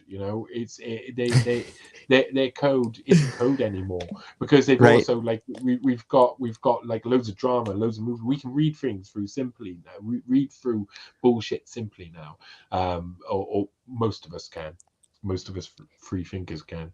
I remember when Novel Harari's book came out, and it was just plastered all over. I don't know. I think it was the one before Dos Homos, whatever it was, like Homo sapiens and Homo Deo or whatever it was. And I remember talking to some people, and like I talked to this one of my good friends at my daughter's school. We always talk about what we're reading and stuff. And he's like, George, did you read this book? I'm like, that book is dog shit. Basically, the guy rewrote Gun, Germs, and Steel. And you can always tell someone who's bullshitting by, if you like look at what they wrote and then listen to him speak. Like, I listened to that guy's speech at the Davos crowd. Mm-hmm. That guy is such a crock of garbage. Like, that guy, he just, I don't know. I despise that guy. I think he's so full of shit. I don't know why I had to get that out, but I did. Yeah, no. I mean, it burns me up. It burns me up because I mean, it's about each of us have our own intellectual evolution. And when I was when I got to about 2015, I was having a bad time in life. Like I had been around a lot of people who I thought were friends, and like we all know, we discover that a lot of people who we knew all along weren't friends aren't really friends and stuff. And you get down and the music, the fact that the music scene was dying so badly and no one else could see around, and I found myself going, but can't you see? There's nothing. There's nowhere to play anymore. What are we gonna do? And everybody's too busy just being like, okay, I'm just going to take more drugs to ignore that's going on happening. And so it just turned into a point where about 2015, I was being fed morphine by people I didn't like through a proxy, who were trying to get me addicted to something. They were trying to ruin my life so they could say, see, we were right, you're ruining your life. But I was in such a bad place. I was happy to be drug-addled unsettled. I was happy to be so far removed from reality, because every time I looked out there, I could see all of the flashes of understanding that I have now. I could see all of the little tiny bits of information and what that meant. And I'd already done loads of research, and I was wanting to quit. I was the same way. I was saying things like, "There's too many humans on Earth anyway." Blah de blah de blah de blah. I was partially there, and then I could hear my words, and I knew I did not believe myself, because I love people too much, and I love things too much. I love cats. I'm a crazy cat man. Yeah, I love dogs. I love all sorts of things. I'm a big fan of life. So it was always against me, and I did have to. I said to myself, right, I'm going to take a shitload of mushrooms. I live in South Wales. We have magic mushrooms growing out of the hills, and therapeutically, everybody knows that if you change or alter your perspective, that you can come to a more rational conclusion on who you are eventually. And I did a lot of listening to the normal people who get you revved up for something like this, an experience like this, because I was already, like I say, a drug taker, but I was coming off a lot of the pharmaceuticals and saying, no, I'm going to look towards having proper drugs, proper open mind experience, a real, So we went up. Me and a couple of friends went up to the hills, up to a garth, which is like a 2000 BC like burial mound, up just about 3 miles north of my house. So he says it's like a night. You could walk up there. It's beautiful, and you get up to the top, and in the right time of year, there's mushrooms all over the hill. I say right time of year. It's like they go in like 7-year cycles, it seems. But this year that I went up, that year in particular, I had buckets and buckets of them, and I literally said, okay, I'm taking like 3-4 months off my life. I am reforming my love of the universe and my mind. I'm gonna take a load of spiritual experiences. I'm gonna test my mind in all different sorts of ways. I'm broken. I'm broken. I may as well. I'm at the end. Like I was literally at like suicide point. I was like, I don't want to be here anymore. I don't like this thing. Like this whole thing is just not nice.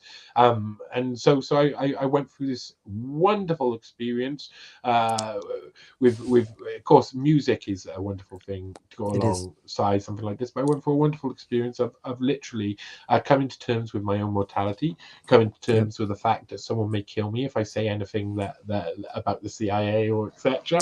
Coming to terms with the fact that I needed to do something productive, and I needed to get off all of these horrible pharmaceuticals that I'd found myself addicted to, that I needed to look at on humanity as what it was, which is something that's connected to the earth first and foremost, and realize that why we love the earth, why we love the sky, like how we feel. So I went through a long experience that did help me come out the other side and say, fuck them all. I'm doing it now. I am going to put in the rest of my life and trying to understand what is going on and writing it down so other people can understand it. And I might not have had the most wonderfully eloquent way of writing. Originally, I was not allowed to do anything in school like that. So I never got to really develop my skills until later. But then I started writing about things that were really interesting to me, and I started to understand the world in a different way because I started to understand it from the evidence rather than what I was being told. And then what I did was something very, very particular and very important, which was I said, and this is the thing I was coming around with Yuval Noah Harari. So I said, I'm going to find every single person, whether I agree with them or not, and I'm going to listen to everybody. And I listened to, oh man, every day I was listening to Ben Shapiro. Fuck that guy. Oh my God. Honestly, you have to listen to Ben Shapiro for 2 years. You'll end up writing a piece about how Ben Shapiro's a load of bullshit who uses whataboutism all of the time and doesn't know what the fuck he's talking about. You have to hear the other side. I did a lot of at the time. The intellectual dark web was kicking off as well, with people like Jordan Peterson, Ben Shapiro, and the Weinsteins and the Thielverse. The people connected with Peter Thiel, like Eric Weinstein's one of the main guys behind Peter Thiel. And these guys started coming out, and some of them I liked, and some of them I didn't like, and some of the views I found horrendous, and some of the way that was matter of fact I found terrible. And I had taken all my prejudice with me about that I had taken from being like some sort of liberal left wing or something, and I learned to drop all of that and understand what I had in common with these people I hated, and what I didn't like about their arguments, and how they developed their arguments, and what they were saying. Because the majority of people who can captivate you or captivate your mind will tell you a load of information that you really want to know. You don't have to actually like the person to hear that information, Right. and you always go and check your information if you want to know if it's true or not. So I mean, I went through a process of really understanding. First I was like, oh, I'm down with everybody now. I'm no longer left wing or right wing. Fucking, that's a whole load of bullshit. But what I realized eventually is that from loads of research, loads of getting involved in things I didn't like or didn't agree with, and learning about them more, was that humans are very silly. We're very silly creatures, and everything's pretty simple. And there's a lot of ideologies that are being put out there that are based on real fallacies. And really what you've got to do in life, if you want to get by, is you got to learn your fallacies. You've got to learn all of the things that make an argument seem right, but are completely wrong, and are based on principles that hold no water once you actually check them. So I think that really is what the process I went through to get to the stage I am now, where I can now take in information and I can see people for bullshit very quickly. And what I discover is that now when I see people who I think are bullshit, I say, God, I don't like that person. That person's bullshit. And I'll go away and I'll put my research head on, and I find exactly why that person is bullshit within no time, because it's like, okay, what was this person doing here in this time when everybody who was doing terrible things didn't know people were watching? That's the best place to look for in anybody's life, like the time when they think they're not being watched and they're young and silly. And everybody, like with Eric Weinstein says a lot of stuff, man. Eric Weinstein says a lot of stuff.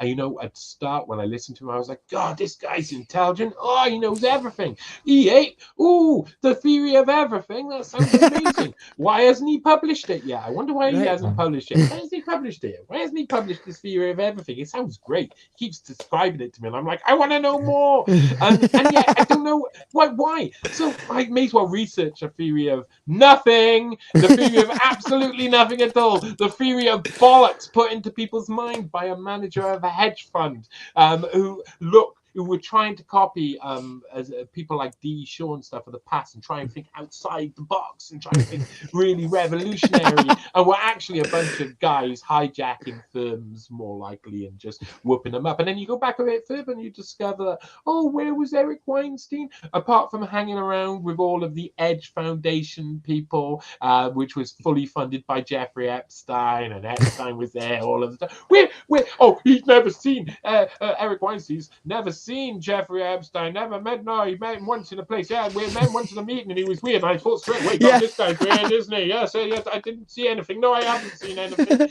And if you mention Eric Weinstein, anything like that, he kind of tries to say something and then disappears and blocks you. Because the fact is, Eric Weinstein, once before and during that period when he's meeting up with these people, he's also working for the UN behind closed doors. So you be careful who you listen to, people, because you look into their past and you discover. I'm doing a lot of research on the people who are around Peter Thiel, and I found loads of different stuff on them. But to be seriously honest, a lot of them are fantasists who are using people's want for fantasy, for entering into that world, as a way to motivate them to do other things and accept this massive security state, which will have cameras looking at you everywhere and people watching you all of the time. They'll distract you with all of the reasons why you should put all the technology in your home, and then they'll turn on the technology and you'll realize, I've been hoodwinked. I've been hoodwinked by a guy who told me he knows the theory of everything. When have I heard that one before? Hey, listen, if someone comes along, he comes in on the side while everybody's doing something, he says, hey, do you know, I know the theory of everything. I know everything.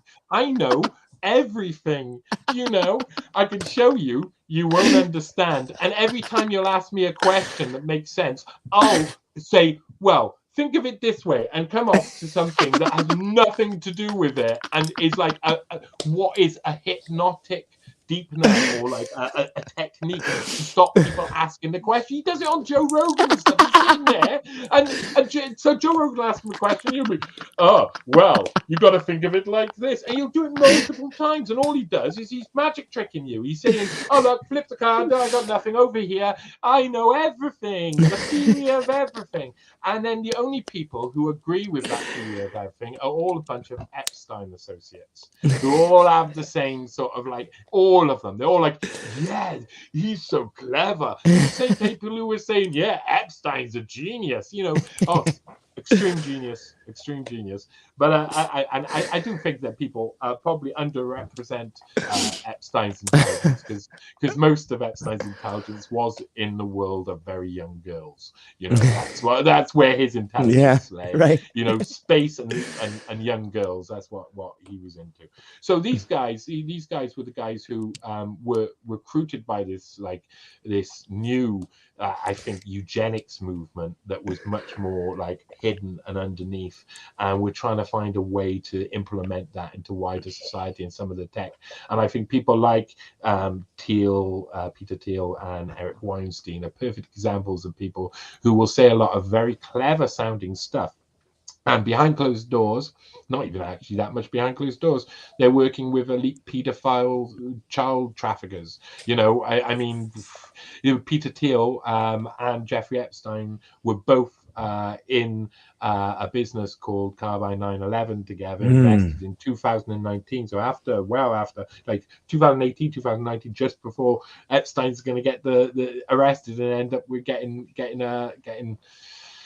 garroted in a cell by some dude or whatever happened, slipping off the edge of the bed while playing a fixer wank. I don't know. Yeah. So these guys are well deep in it. And he was in it. Also in that company was a woman who I've done a lot of research in called Nicole Younkerman, who's linked with IDF-linked Bond girl. I've described her as I've done 3 articles on her. Do not put her name in your description or in the title of this, or it will not stay up for longer than 2 weeks. Please do not put Nicole Younkerman. I shouldn't have even said her name because honestly, I'm risking everything. I have been censored heavily for 2.5 years by Nicole Younkerman, who's an Epstein associate, who's in this business, Carbine 9/11, along with Ehud Barak, who's the 10th Prime Minister of Israel, and close Epstein associate and guy hanging around with all the little girls.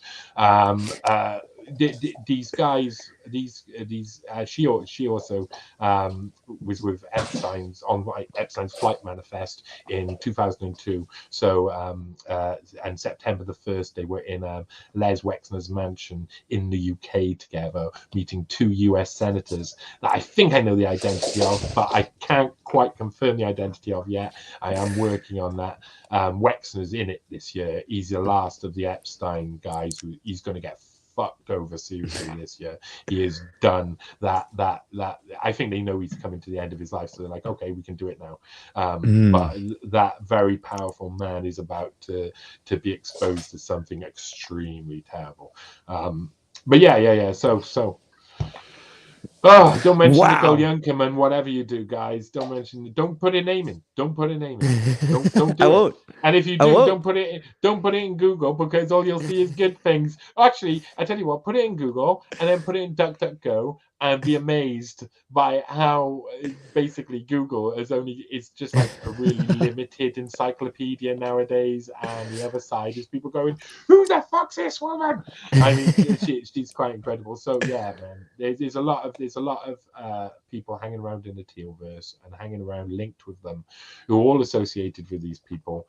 Eric Weinstein and people, they'll come out and they'll give you the old see it for what it is. I mean, we've all got to wise up. We've all got to stop saying, oh, someone's given us the answers to everything. Quick, let's follow him. This is the oldest trick in the book. It really is. So and Eric Weinstein is completely the ultimate version of this trick. by coming to you and saying he knows the theory of everything. He thinks so little of everybody else's intelligence. That comes out in everything Eric Weinstein does. So he thinks so little of people's intelligence. He thinks he's so above everybody. Now, his brother, Brett, complicated. I think he's got some dodgy links here and there, and his brother's Eric Weinstein, so I don't like him too much for for that on the off.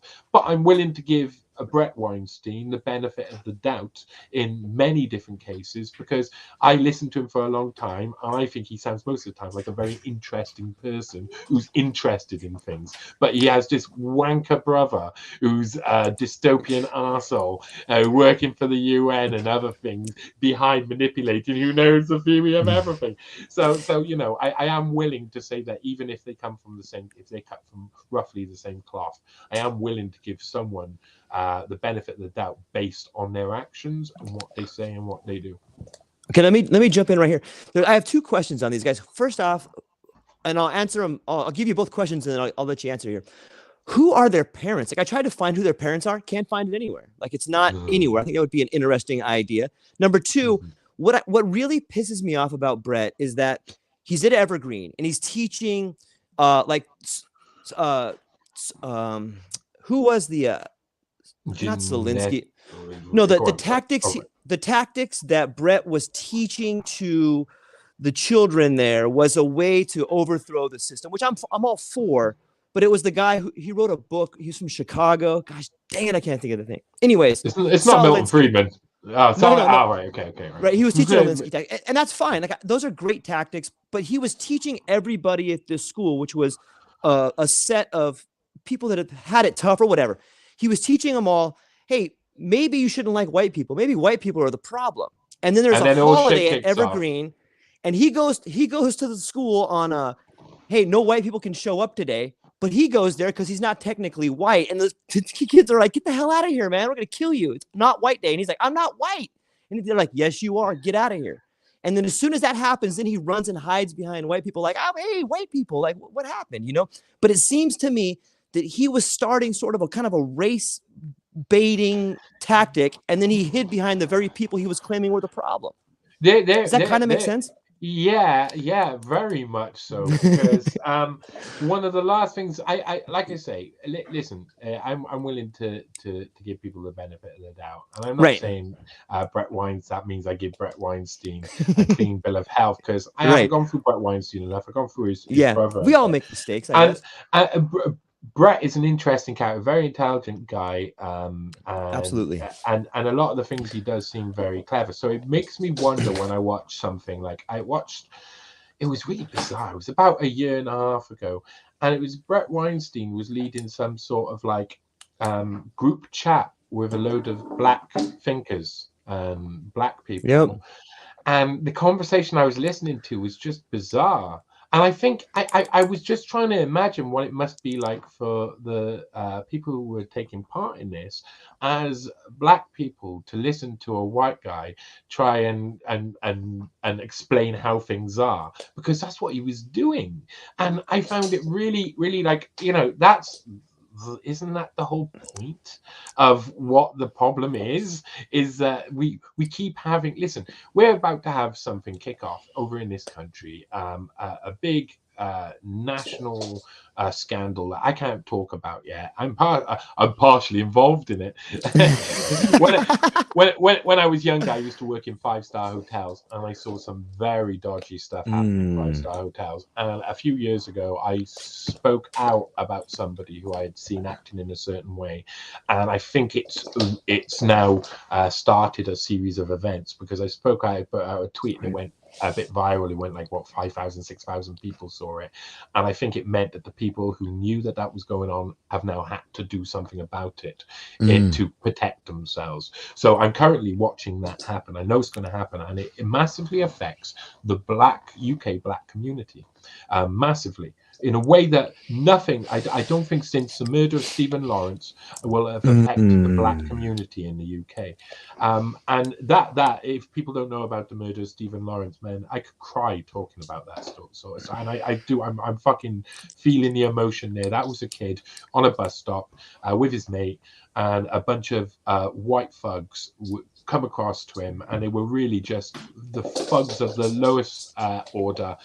They would cause trouble, and they would end up beating him up and stabbing him to death, and he would die alone. And they would take him to hospital, men, and afterwards the police would help cover up everything and help these horrible people get off, so that they could save their own blushes. So the Met Police could save their own blushes. And once they realized they got caught doing that, then they tried to do something to expose them and do something, and it's all been really messy and horrible. And they've even used Stephen Lawrence's mother. They brought her into like the House of Lords and stuff, and used her to kind of do stuff which, Smooth when it you over. actually look at it, it's like, yeah, all of it is like disrespect from the start. Now, the black community has always been disrespected, and the national scandal I'm talking about is going to heavily affect the black community. And I've been trying to reach out to the black community, to different people who are in the black community in the UK, and say to them, listen, can you help me with this? Because I'm a white boy,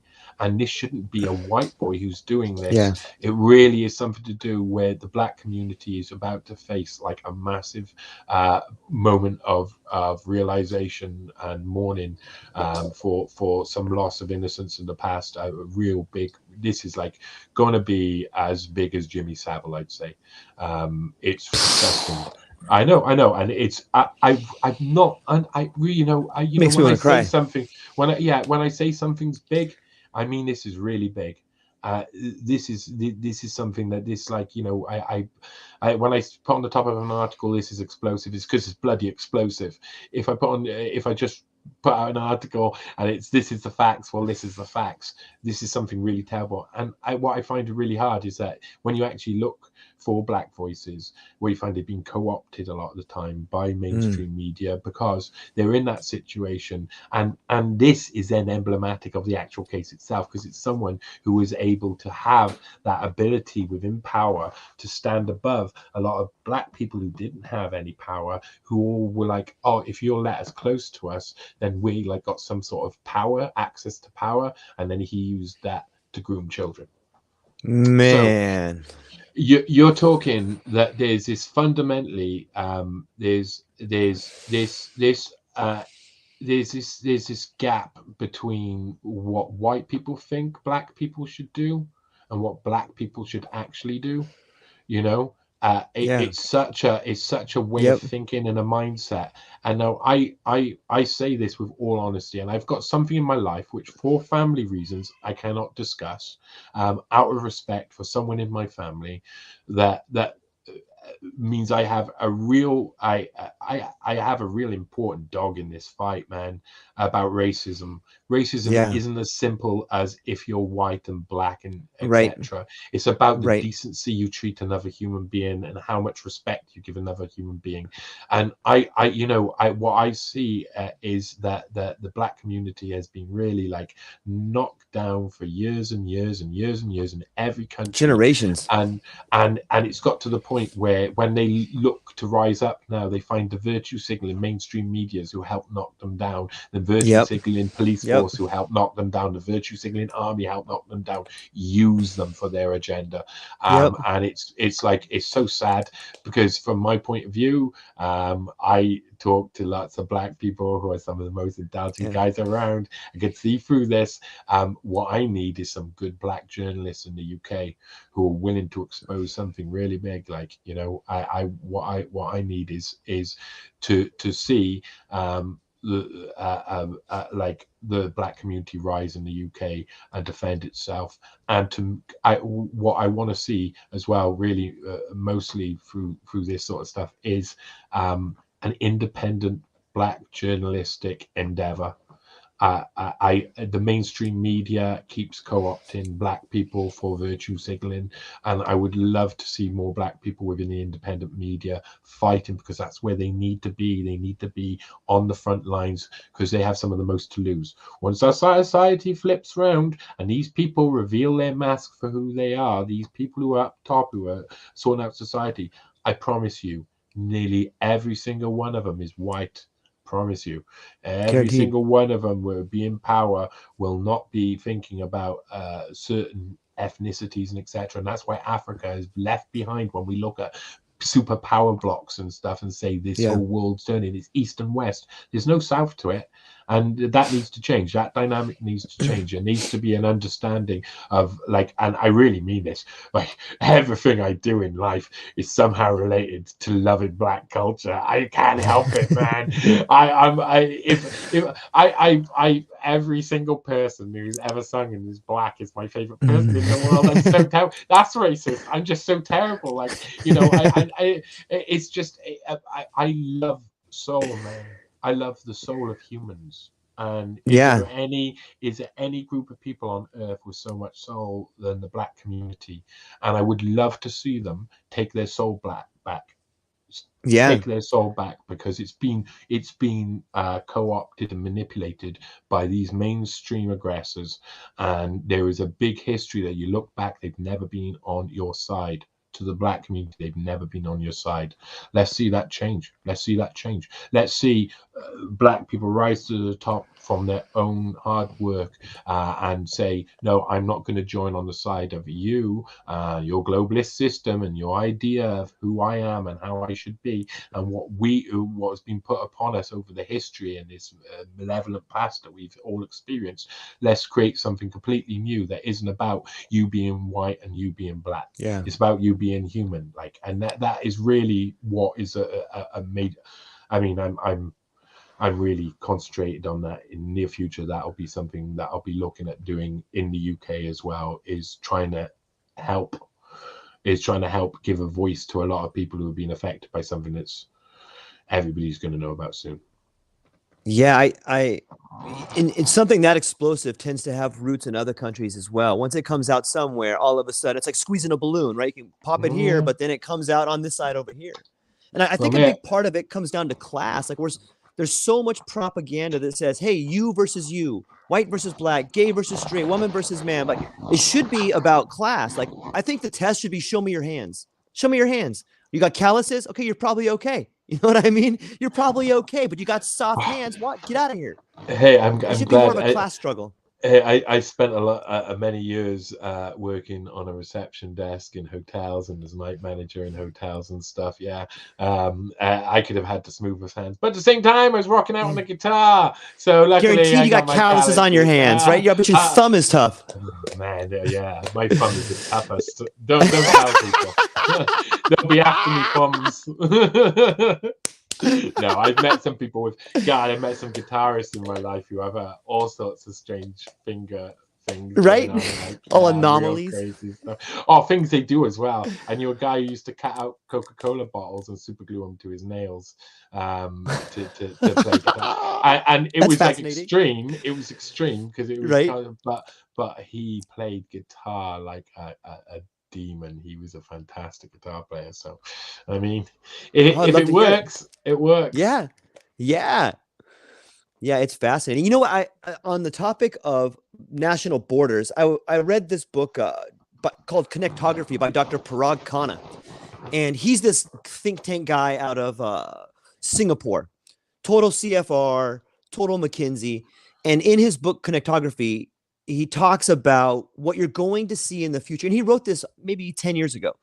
He says, you're going to see the end of nation states and the beginning of city states. And it's going to be, you know, and you can already kind of see it happening with COVID. Like if you look at New York or California, those governors there are like little dictators. And they can pass whatever law they want. How do you take over a global system? Is quite simply, you take away the power of nations. And you make cities the center of the power, because then that divides the nation up. It's as simple as that as well. And in the technocratic future, this is how you need everything to be fairly central so everything works. Because at the start, all new technology needs you to be fairly close to actually work. So they don't want people out in the countryside. They want to push us into cities. They want to make these I used to remember when it's maybe Civilization 2 or Civilization 3 back in the day, Sid Meier's game, and they used to have the big domes over the cities and stuff that would control the pollution and things. When you got to the future levels, that was what you get. I can't remember what they're called, but those that's what we're looking at in the future. We're looking at these big, horrible mega cities like you'd see from 2000 AD. And you know what's interesting about that sort of vision? If you go to a Wagner vision and you go to 2000 AD or some sort of sci-fi from the past, well, all of the rest of the land all around it is nuclear waste ground from all of the nuclear wars that happened, from people ending up not getting on with each other in these different cities. You get the same problem if you move everybody into the cities. You still get cities competing with other cities and wars between cities. And what's interesting as well, you go back to that Herman Kahn video that I link in with the thing recently. They say, he says literally, you will buy your city's freedom. It doesn't say you'll buy your country's freedom with the at the expense of the freedom of the individuals of your population. So he doesn't say you'll buy your country's freedom. He says you'll buy your city's freedom. Because, and then again, when you look at the Peter Thiel verse, and what they do is wanting to create this idea of having city states that have different regulations, and they've actually pushed towards this, and they've workshopped this out of having cities that will be just like new libertarian, say, city over here, that it has ability to be like the California or whatever of the desert, and they'll plant it there. It'll all be technology, and they'll all create it, and it'll all be wonderful, and they'll rule it, and they'll have their own regulations, and they'll have their own laws. And it'll be the start of fundamentally getting people used to this idea that, oh, well, I tell you what, I like doing this, so I should be in that city over there, or I should like doing this, so I should be in this city. Draw them into the cities, draw them in. You can't get people to move into cities, because the more I think they're learning now is that, and this is just from a personal note, from every single person I know in Wales, you say to someone, you've got to go to the city. They go to the city, they live there, and they go, oh, this is shit. I don't want to be here. Everybody I know who lives in the city goes, oh God, what a horrible place. Now I want to go back up to where it's beautiful, because like I got a friend who lives up in Talabont in Wales, Talabont on Usk, and Talabont on Usk is beautiful. You walk around, it's all like Hobbit land, everything's really tiny and small, tiny little stone bridges over things. It's all beautiful. There's nature everywhere, valleys all around. You can go walking in the mountains.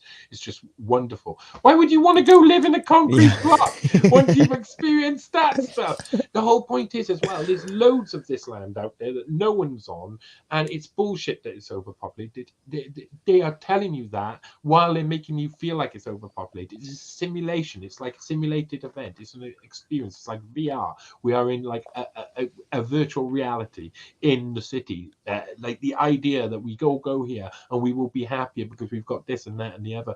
We know what it means. We don't see trees. We don't see green. We don't see the stars. We don't see all of the things that brings us back to nature. And that allows them to form us from a very young age and manipulate what we focus on. Because trust me, I grew up in, like I say, I grew up in a 17th century reenactment society. Yeah, every weekend we were on a different campsite in the UK, somewhere in the UK. I was so lucky for that. I would sit there from sometimes the Thursday we would arrive. We would all be doing Civil War battles. 8,000 people all around the country would all come to a random place, and it'd all be a big party. There'd be a tent up, live music all through the weekend, people partying like hell. All of the kids would stay completely protected campsite. So I say that I got groomed in the organization for 2 years by Peter Parson. I mean, it wasn't all safe. But basically, the kids were all just hanging around together outside the beer tents and stuff, and we're all able to play together, all dressed up in 17th century clothes, cannons going off in the background and stuff. What you discover is that when you're outside, you grow up in the country, you'll never be able to take that out of people and force them into the city. Never. They're sitting around a campfire under the stars, looking back after you've got to your tent and looking up and seeing just like this amazing display over the sky. You're having the fresh air, hanging around in nature, that cannot be beaten, and they cannot stop you. Keep having babies, keep moving to the countryside, keep doing the opposite of what they say, because that is true life. Life exists there. It does not exist in the cities. And I tell you, if you are really worried about population and there being too much population, well, I tell you, country life's a lot easier going. So it means that people get brought up better. They tend to probably then have smaller families anyway. And then if you look at the trend of how it's going, and this is a very interesting thing. These guys all want you to believe that our population is unsustainable in all of this. But they've also done all of the statistics and all of the running simulations and all of this. And what they all predict is the same thing, and it's extremely interesting. We're currently on 7.5 billion. They say that once we reach 9 billion, we will suddenly have a massive drop. That it will a population crash because, like with a virus where you have an R number, where reproduction has to be over a certain rate, and that rate is 1. Once it goes below that, it means there's be a population crash, more older people, less younger people, less generation to meet up and match and to have babies. And so then blah, blah, blah, blah, blah, blah, what you've got is a hell of a lot less people at a very high speed. So the population crash there already simulated, they say, is already going to happen, whether or not we have war or genocide or anything like that. Like a natural thing that happens where we don't have to murder people. We don't have to put people in camps. We don't have to do that.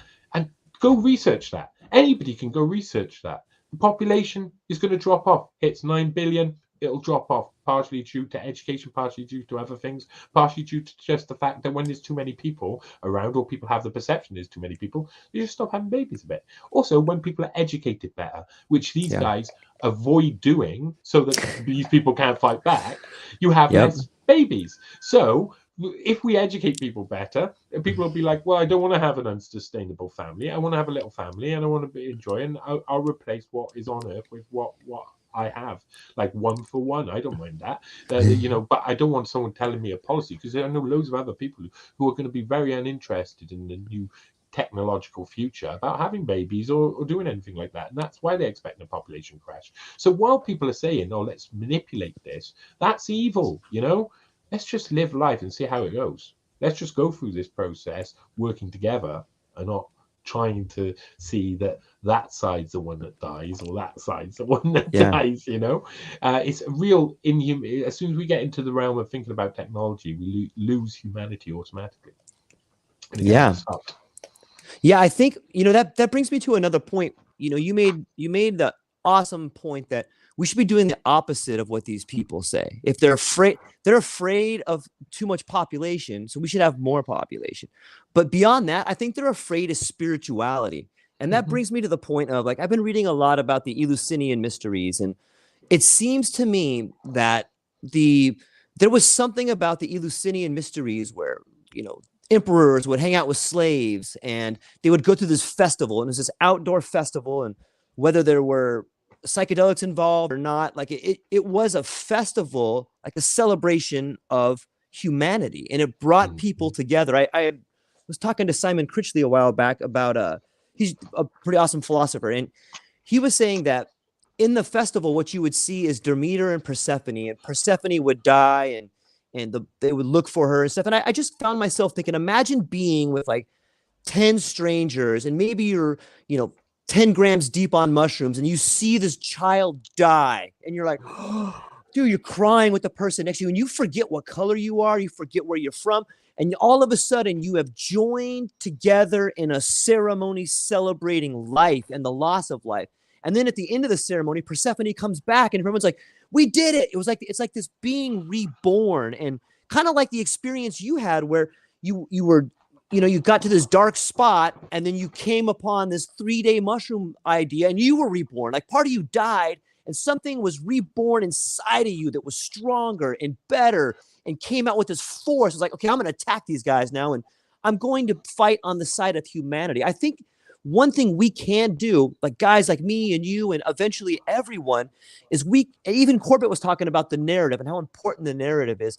What if we can change the channel by talking about what we're talking about, but also creating a type of new Eleusinian mysteries where We have our own little sects. Like, hey, maybe I go to Johnny Vedmore's Elusives, or maybe we have it at the same time. And it's this festival of humanity where we have these rituals or ceremonies, because it's the ritual that allows us to the ritual not only points to where we want to go, but it allows us to participate in the act of going there. And it's those two things together that show us, hey, we're connected. We don't need technology to do anything for us. We can use it. Technology doesn't care what we use it for. And we could use technology to free us. And that makes me think too, like, maybe this is what freedom looks like. Maybe we are seeing the breakdown of the old stupid ideas that were thrust upon us by minds that were smart at their time, but have run their course. And maybe this is what freedom looks like. Maybe this is our beginnings, you know? And I was just thinking, I'm sorry, go ahead. I never understood when I was a kid. I was waiting to go into school and learn about Romans. I was waiting to learn about ancient Greeks. I really mean from about 5-6 years old. I was told that I was going to be, they were going to be teaching us. And I remember this it's one of my earliest memories. They were going to be teaching us about history. And I instantly thought of Romans. Yeah. And they told us they're not going to teach us about the Romans, that they had changed the entire way they teach, or what they teach about, and that they were going to teach us about British history. And of course, that goes back quite far. I mean, you still got quite a lot of history, but there was a lot in Britain that is about rule of others upon you.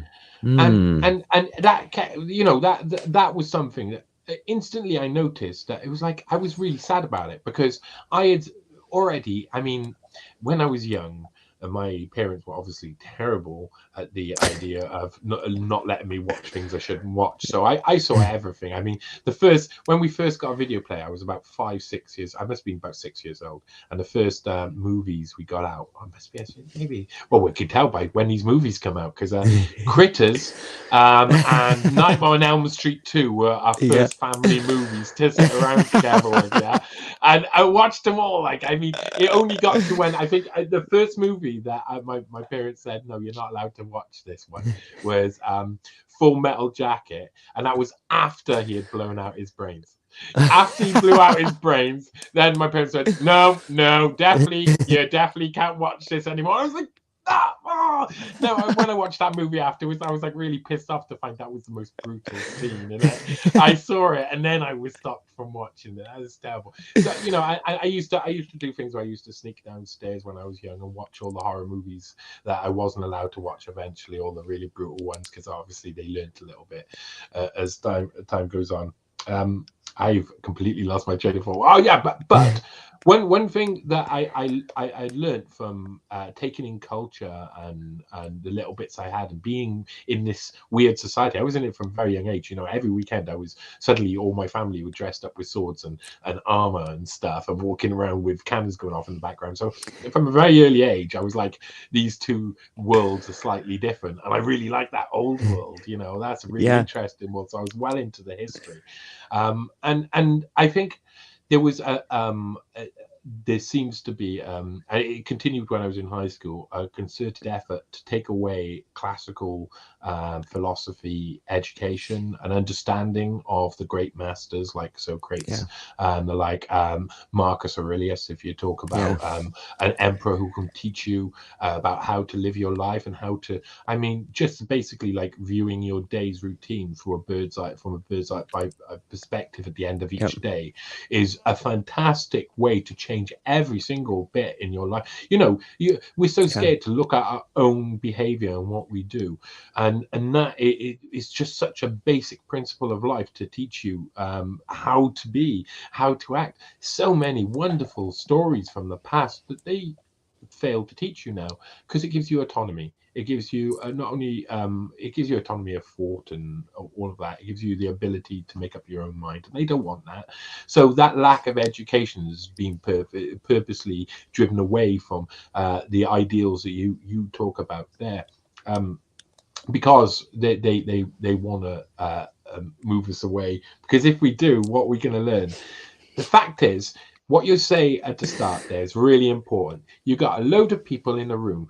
I learned something very important from an early age, from growing up and being in, like my parents would take us to a pub that was packed out full of people dressed up in 17th century clothes, and a load of locals who were like, "What the fuck's going on here?" Because they would always be like shouting, like they'd go out in the street, they would be lined full of people in 17th century clothes all the way down in every pub. You couldn't get away from it. They were all singing and dancing. They all come from all around different parts of the country. Right.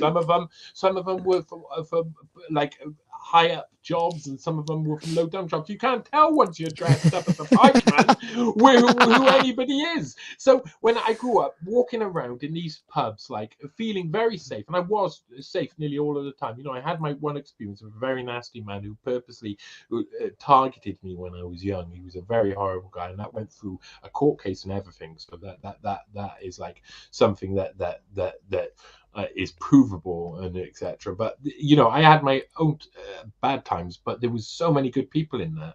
And when I was a kid, I used to just walk around these pubs, looking for money on the floor, because they would always drop money. It was like bloody. I would make loads of money in the night. Well, me and my mates would be like walking around the floor, and then we'd go and play on the arcade machines. That was basically a thing. And then get told off by my dad, who was always saying the same thing: "You shouldn't do it. I'm not going to stop you." And then he'd walk off. Like, that was his basic thing on everything. Like, you shouldn't do it. And then he'd think about it for a second, think how he does it, and then he'd go. Yeah. You know, that's how I got my ear pierced. I was like 9 years old. I saw in this sign in the shop saying ear piercing. I was like, I want my ear pierced, you know, like a kid does. And of course, they shouldn't have given me an ear piercing. Probably that would be a bad idea. But my dad went, "You're not bloody having your ear pierced." And my mum turned around and went, "What did you say?" And grabbed his ear and brought it down to me and said, "Look at that. He has his ear pierced." And that automatically meant that I had my ear pierced. Right. They were like, "Because you're a hypocrite now, he's got his ear pierced. Well done, Graham. You've done it again." And then I go and have my ear pierced. You know, but my life was walking around with a load of people who were completely different than what you'd normally have, who were all having like a really great over the top time, who all hadn't seen each other since like a couple of weeks ago. You know, they were different musters in different. Some were major, some were minis, and some were like mediums. They would range in size. Like 16,000 people go watch these events happen. So you know, it was also, there would be crowds who'd come and watch, and then you get to interact with the crowds as well. But then you go back to your campsite, and it was just like a free for all on fun. And you got to walk around and meet loads of different people. And I from the age of being born, from when I could walk, up until 19, I was in this society, walking around the place, going and just literally, I would see a pretty girl, and I would follow the pretty girl back to her campsite, and she ran back to her dad. As a 9-year-old stalking another 9-year-old to the campsite. That was basically my main job when I was young in my head. Like, I chased the pretty girl around, I chased her back to the campsite, and then I'd walk into the campsite, they'd hide behind their dad, and then I'd sit in the middle of them and start chatting her up in front of them. And of course, whoever they were, they would love the fact that I had that much balls, and that was what I worked on all through my life. Like when I was young, is just having balls and just going and just go. And what I did through that though is I met lots of different people from lots of different places, and I continued on through my life. And then I worked in hotels. I was kind of forced to work into my hotel, so I got to meet loads of different people. I was checking people in, and I wouldn't only check them in, I would treat them like a human. I would talk to them like a human, and I would make friends with them usually very quickly, because the best way to control any terrible hotel is to usually make friends with the people who you can see are going to be the worst people, and then find out why they'd be the worst people and talk to them for a while and get them to be at least have enough respect for you that they don't decide to do anything naughty. That isn't always easy, especially when you work in like a hotel with 400 people staying in it, and it's a crazy night. You know, it goes mad. You'll always have like 1 or 2 rooms that are crazy. But you know, the whole point is I spent a lot of time including from 5 stars all the way down to 1 stars. I actually started in 5-star hotels and worked my way down slowly. as I slowly went, I slowly broke more rules and was like, nah, I can't be bothered. Nah, I can't be bothered. Until I was like back to a part-time receptionist writing articles on the desk and letting everybody get away with whatever they wanted to do. It's a free house, But I used to like sitting with people and talking with people and having long conversations with people from all different walks of life, discovering about them, including all different. What you discover is that the reason why they don't want you sitting together with groups of a different class is because you'll actually get along with them on a human basis, and they'll get along with you, and you'll both change each other's mind about who you are. And that's the essence of that, is having those structures in so that we don't have this class divide, and that people, those snotty kids who end up in politics, are like, and all think that's in Britain at least. That's what they do. I'm so wonderful and I'm so brilliant and Daddy's giving me so much and then they go out into the world and they wreck a load of lives and they're like, well, I don't care because I don't even understand what they're saying to me. I worked in a place called I worked in a Virgin Megastore once upon a time.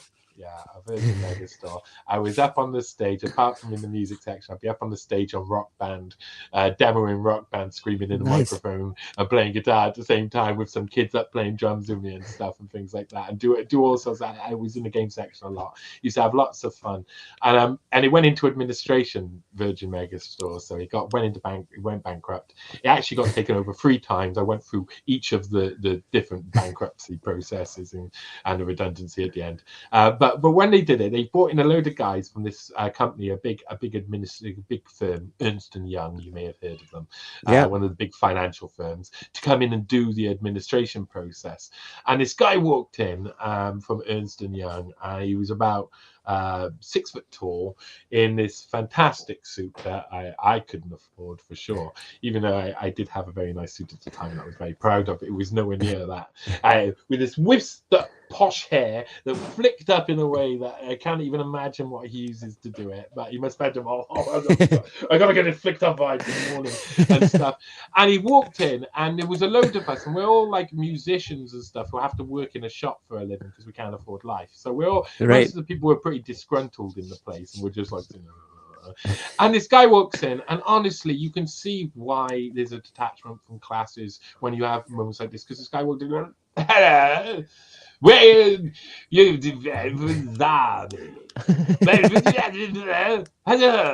and we just all like shaking our, have no idea what he's saying, and like literally it got to the point where I just said to him out loud, listen boss, I like you and everything, you look wonderful, but I have no idea how to understand your accent, and he was British, he was English, but he spoke in such they're so far removed. When they have to go and talk with people, they have no frame of reference or ability to talk with people on a human level, and that comes from this inability for our classes to combine, because these people also know that if that myth was broken, that we were different people, that what would happen would come next is the natural order of where we're heading. This is evolution of humanity, to work out that we're not different at all, we're the same people, we laugh about the same things, there's a couple of bad eggs on both sides. As long as we all work together, we can all benefit and we can all be like friends. Oh my God. Can you imagine if you go to a pub with a load of people who are all from different backgrounds and you all have fun and you can all laugh about your silliness and your different ways and your different cultural points. I've been through there, man. I've been through that. I've seen it. I've sat in rooms full of the richest people. I've sat in rooms full of gangsters. I've sat in the rooms with like all different types of people, and I've talked to them all on a human level, and they've all talked to me on a human level. Every single one of them. When I used to work back in the Hilton in the day, I used to like make friends with the party animals who were going to be partying all through the night, so I could join them after the night. I'd be like, I'm leaving now, and then I'd sneak up the fire exit and go up into the room, and I'd roll a big spliff that would make them all go, oh my God, look how big that is, and then that was it. We were friends for life. Like there is something about the fact that the upper class and the lower class are different. No, we're not. We're both humans. We both laugh over the same things. I've had some really good experiences of that. it's being sold to us like that, and it exists like that in the dynamics that they've created, because they know that dynamic means that there's one side of their side has backing, their side has something to lose, and means that they will fight their adversary, which is us. So it's about creating that dynamic where if they do not work alongside the others, their class structure falls, and that fear then means that they will automatically do what anybody on their class, in their class, is saying to do. We don't have that. We don't have that in the lower levels. We don't have that. We instead are just trying to get along, mostly just trying to get along with our lives, while we get these people pressurizing us from above. So that's the system, and it's only going to get more and more to that. There's a very small amount of top people, and the rest of them get pushed down. And I think when we were talking about banks earlier and stuff, a lot of people who work in the banks are going to discover they're those guys. They're those guys who are riding high now, riding high in April, and get shot down in May, my friend. I'm sure everybody's heard that as a sentence. I'm Could sure also old Blue Eyes himself. Yeah, well, he can Or tell Vicious. you some lies, and he can tell you some truths. I can probably do. His songs will tell you the truths, and probably his normal voice will tell you the lies. But yeah, man. Honestly, we're living through interesting times. There is an ideological crisis happening, and there's a human spiritual crisis happening. That is definite. We're having trouble realizing who we are and what we are, and as an escape, a lot of people are saying, well, we can become something else then. And we're seeing that expressed in loads of different ways all throughout society, whether it be transhumanism or transgenderism. When it comes down to it, I suffered from something called Ray's disease, which is a hyperthyroid disease. It meant eventually I got like a little scar across my throat because I had to have my thyroids out and stuff. And that was something that, I'm not sure why it happens. It tends to be something to do with radiation, apparently. But like, you go. I've had a lot of hormones, and I had a lot of other stuff pumped in, and I had this problem from something external that I've put into my body at some point, or something that's happened to me, or something that I've been exposed to. Now in life, loads of people have had that.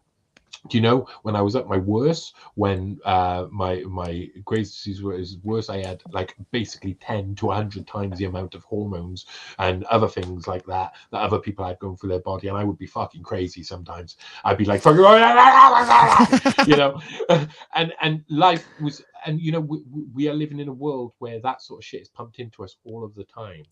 All of the time, and we don't realize the damage it does to us and the way we interact with each other. And what you find out is that the more you purify your body, and the more you keep it, and I'm saying that smoking the spliff, but hey man, it's of nature, so it's okay. I'm with you. I'm with you 100%. But the more you stop putting pharmaceutical shit inside your body, the more clear your brain becomes.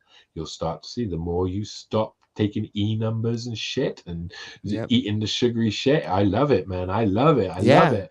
Go make yourself some brownies or something. Get some good brown castor sugar or something. Yeah, some nice. Okay, you make it with good stuff, and you'll find you'll also love it. But also, you won't be like pepped up on goofballs, because that's what they're doing to us nearly all the time. Yeah. Even with the air, like, I mean, you breathe in the air, and you can smell in the city. It smells bad, dank. It smells of sewers and car exhausts and stuff. It's not good for you, man. It's not good for you. That's why they don't want you in the country, because it kills you in the city. It's very convenient for their depopulation agenda. All of these things have an effect, and their cumulative effect that is going to have a massive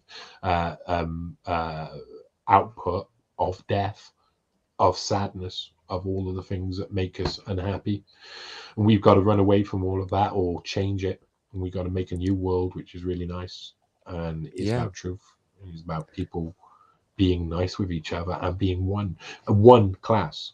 I'm not saying like Soviet bloody Leninite thing. I really have no. I know. Seriously, it does not have to be communism or fascism or fucking democracy. It can be something else. It can be something else. Yeah. Please.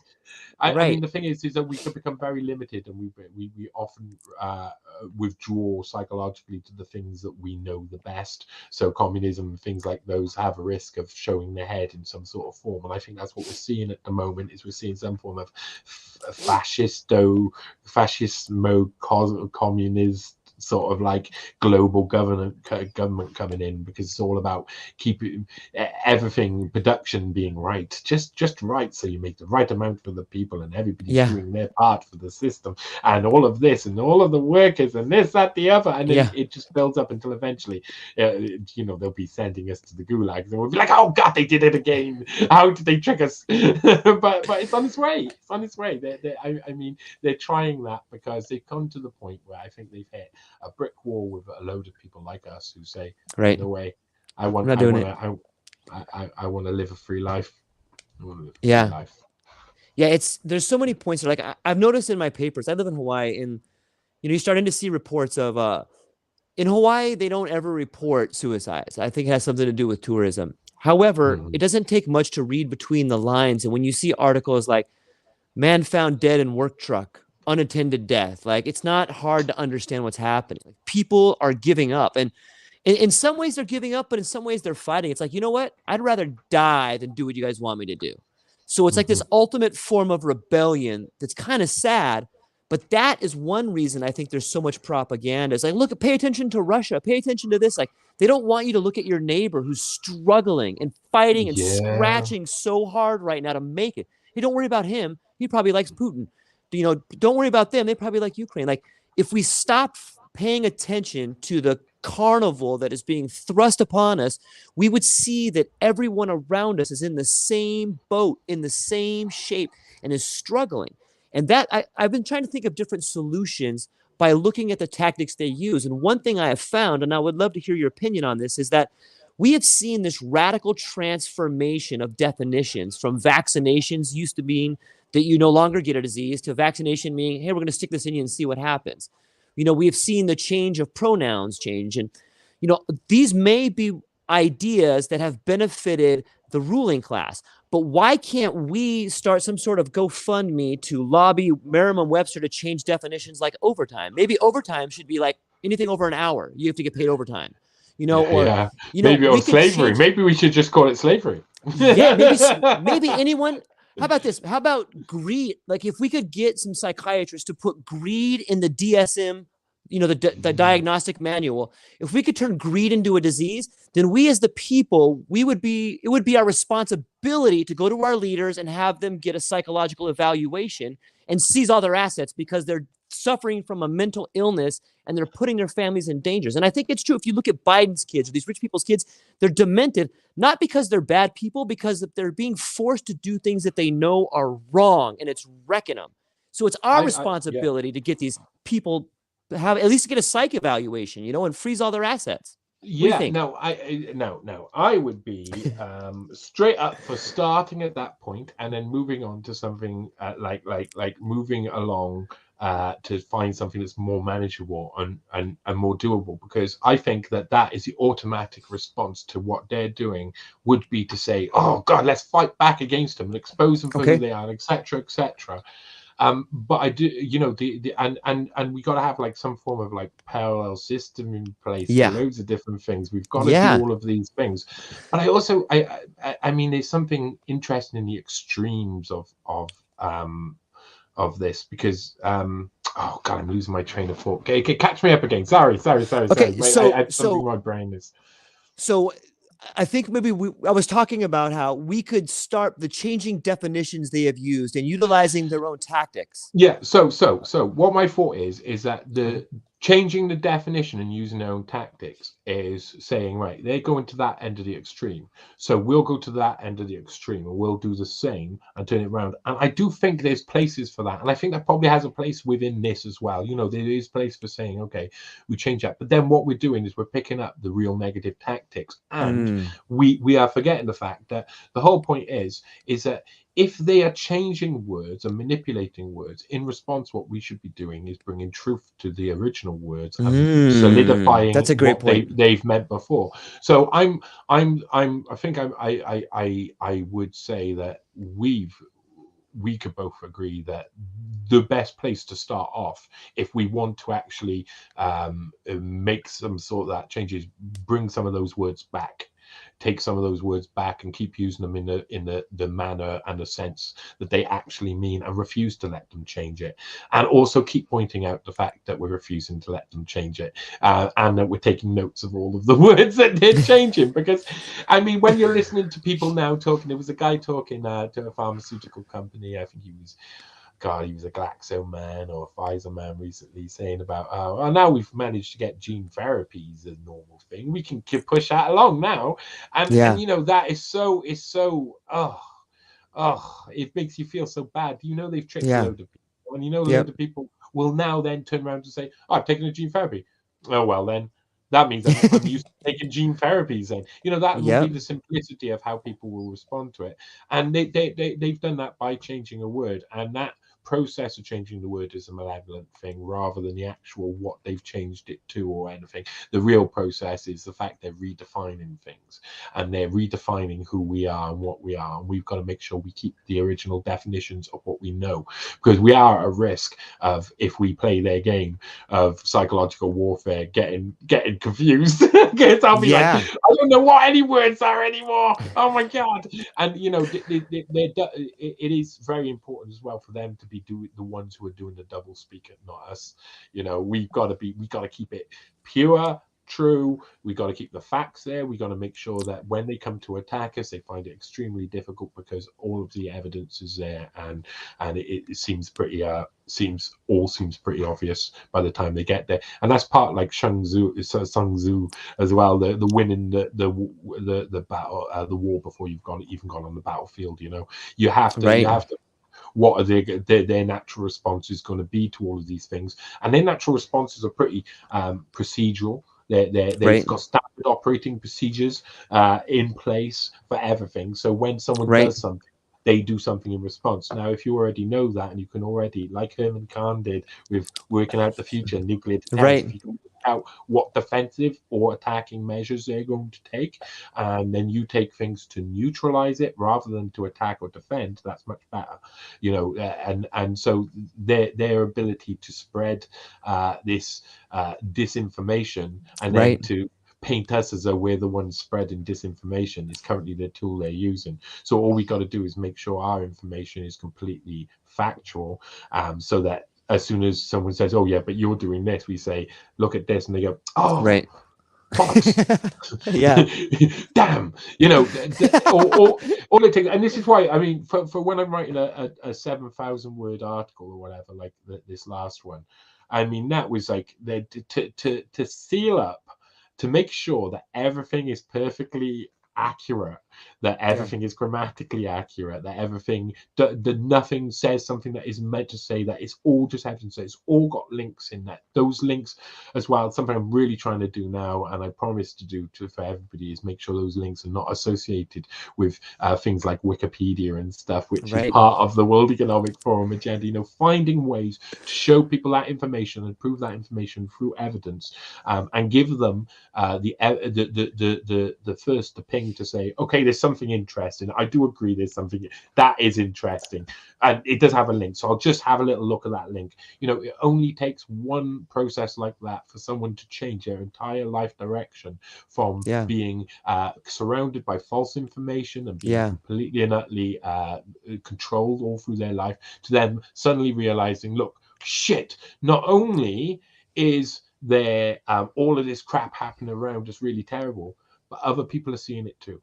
And that's a really important thing. And that's why we've got to talk in our communities, and we've got to be honest and open. We've got to not push a view that someone else isn't ready to receive. We've got to talk to people and let them ask their own questions, but be approachable to people, and make the communities they want to destroy back up and strong. And it's something that I took advantage of during COVID. As soon as people ended up being locked away, not going to work and stuff, they would go to the local park that I live by to walk their dog. And there would be loads of dog walkers out there. And after a while, you go out, you could talk to everybody, you meet them all, because they were all stuck with each other, you know, and they were all in the same ship, and they all feel like they've got no hope. But you can talk to them then, and you can say you've got loads of hope. You've just got to see what is really happening, and just not tell them what's really happening. Let them go on their own journey, you know. And their journey, if you're approachable and you're kind and you're respectful and you're human, those people will realize that the journey they're going on at that point, when they're opening up their eyes to the fact they've been manipulated for so long and they've been controlled for so long, they will see that you are not trying to do anything terrible or sinister by showing you that, and you give them their own time to get over that, and then they'll be willing to ask you the question that's most important to them. And that, you know, is the key. Not just getting people to ask questions, getting people to ask the question that's most important to them. That's the most important key, because everybody, once they've realized that this has all been a show, this has all been a theater, they're going to have one question that relates to them fundamentally that they want answering. That will happen as soon as everybody wakes up. And the important thing is to be understanding, be honest, not give them the wrong answer, give them places where they can go to find those answers, and give them understanding that everything isn't the end of the world. It's not bad. You don't have to turn against anybody. We're all here together, and at the end of it, these people who are ruling us aren't in the park with us. They're not hanging around with us. We have autonomy over the basics of our own life and decisions of what we do, and all we can do is spread kindness to other people and love to other people, and hope other people come out of this mass formation, as many people have called it, this hypnotic event that has taken over mankind, or this selection of hypnotic events that have distracted us from the real problems in society. And these guys' solutions, the guys who are creating the solutions currently, they have solutions to how to organize the current situation, and their situation they create, which is always going to be bad. They don't have solutions to how to make you feel happy. They don't have solutions to how to make your life better. They have solutions on how to make their business richer. There's a real big change. As soon as you think that they have your best interests at heart, you're in. You've got to get out. You're behind. You're not on the right side of history, and that will tell in time. You know, the people who were benefiting from every war in the past have always stood on the side, nearly always stood on the side of the people who were creating the war. You know, it's just the way of things. Money makes the world go round and changes people's opinions of things. And the only way to change people out of that is when they have nothing and they look around, and you're the only person who's willing to tell them the truth, willing to open up your arms, and willing to say, I don't care what you fought in the past. I won't judge you on that, because I was there with you. We've all been there, and we've got to heal, and we've got to do it, and it's a long process. And I think this whole generation, whether it has to sacrifice in blood is one thing, but it has to sacrifice itself in time and effort to help other people to open up their eyes, so that they don't end up bringing the next generation up with the same lies and with the same deceit and the same curtain, so that in 20-30 years we have to do it all again, because this seems to be like a kind of cycle that we have awakenings every now and again. We've got to make sure that people stay awake. We got to give them tools so that they can manage when things get bad, and that they have it's like more communication skills, that they can ask for help from people who are around them, real physical people, not people online, not people in the ether, not people in another country, but people who live next door to them.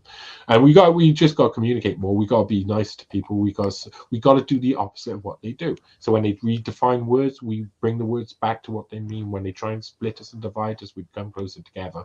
When they don't want us to have babies, we have babies. And when they don't want us to move to the countryside, the first place we find is the most quietest place we can possibly reside in. That is beautiful. You're right. Like that was a beautiful set of ideas you proposed there, and I think that is how we heal people. And I want to share with you one thing that I like that has really helped me see the world differently, and it's seeing that, like, we get back to patterns. And like in my life, like I was molested when I was younger, but like I think a lot of families have had that situation, and if you look at what happens to your family when that happens, like it destroys the family because everybody still loves each other, but they don't know how to act to it. And then like, hey, there's these weird things going on. And I believe that the micro is a part of the macro. And so if that's happening in all the families around the world, and you can see the destruction that it brings, it's almost like that's what's been happening to our planet. Like we've been abused as a planet and we don't know how to deal with the trauma the same way a child doesn't know how to deal with that trauma.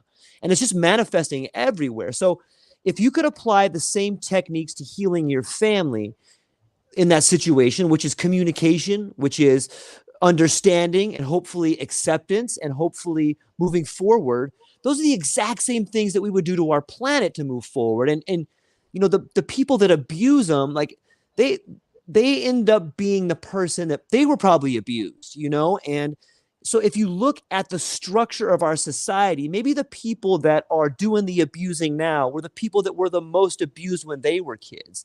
And like, how is it that you get through to them? But it's by doing exactly what you just said. Like, look, you got to show them like, we're kind. Hey, we get it. It's hard. And I'm sorry this happened to you. But look what you're doing to these people below you. Do you want to repeat the same pattern? And I bet you, if you could identify, like you said, when you get around the really richest people, they're just people. And if you can get around them, and if somehow we get the message out, like, look, guys up there, you're no different. I know it probably feels good to tell yourself that. It feels good for me to tell myself, hey, I'm not the same as the guy that lives under a bridge, but in reality, I am. You know, that guy just dealt with it different, the same way the guy above me deals with it different. And so the way that another side note there is like, if you think of your work, if you think of your life like being in a novel or being in a beautiful play, you know, you can see where you're at in the play. Okay, am I at this part of the hero's journey? Am I fighting the first threshold guardian? Have I gotten the call to the wild yet? Or am I the person that's now being the mentor? You know, and if you can see your world and your life as a spectacular show or a novel, then you can know at the end of the novel, you're going to stand up and applaud and start crying. Like, this is the most beautiful novel ever.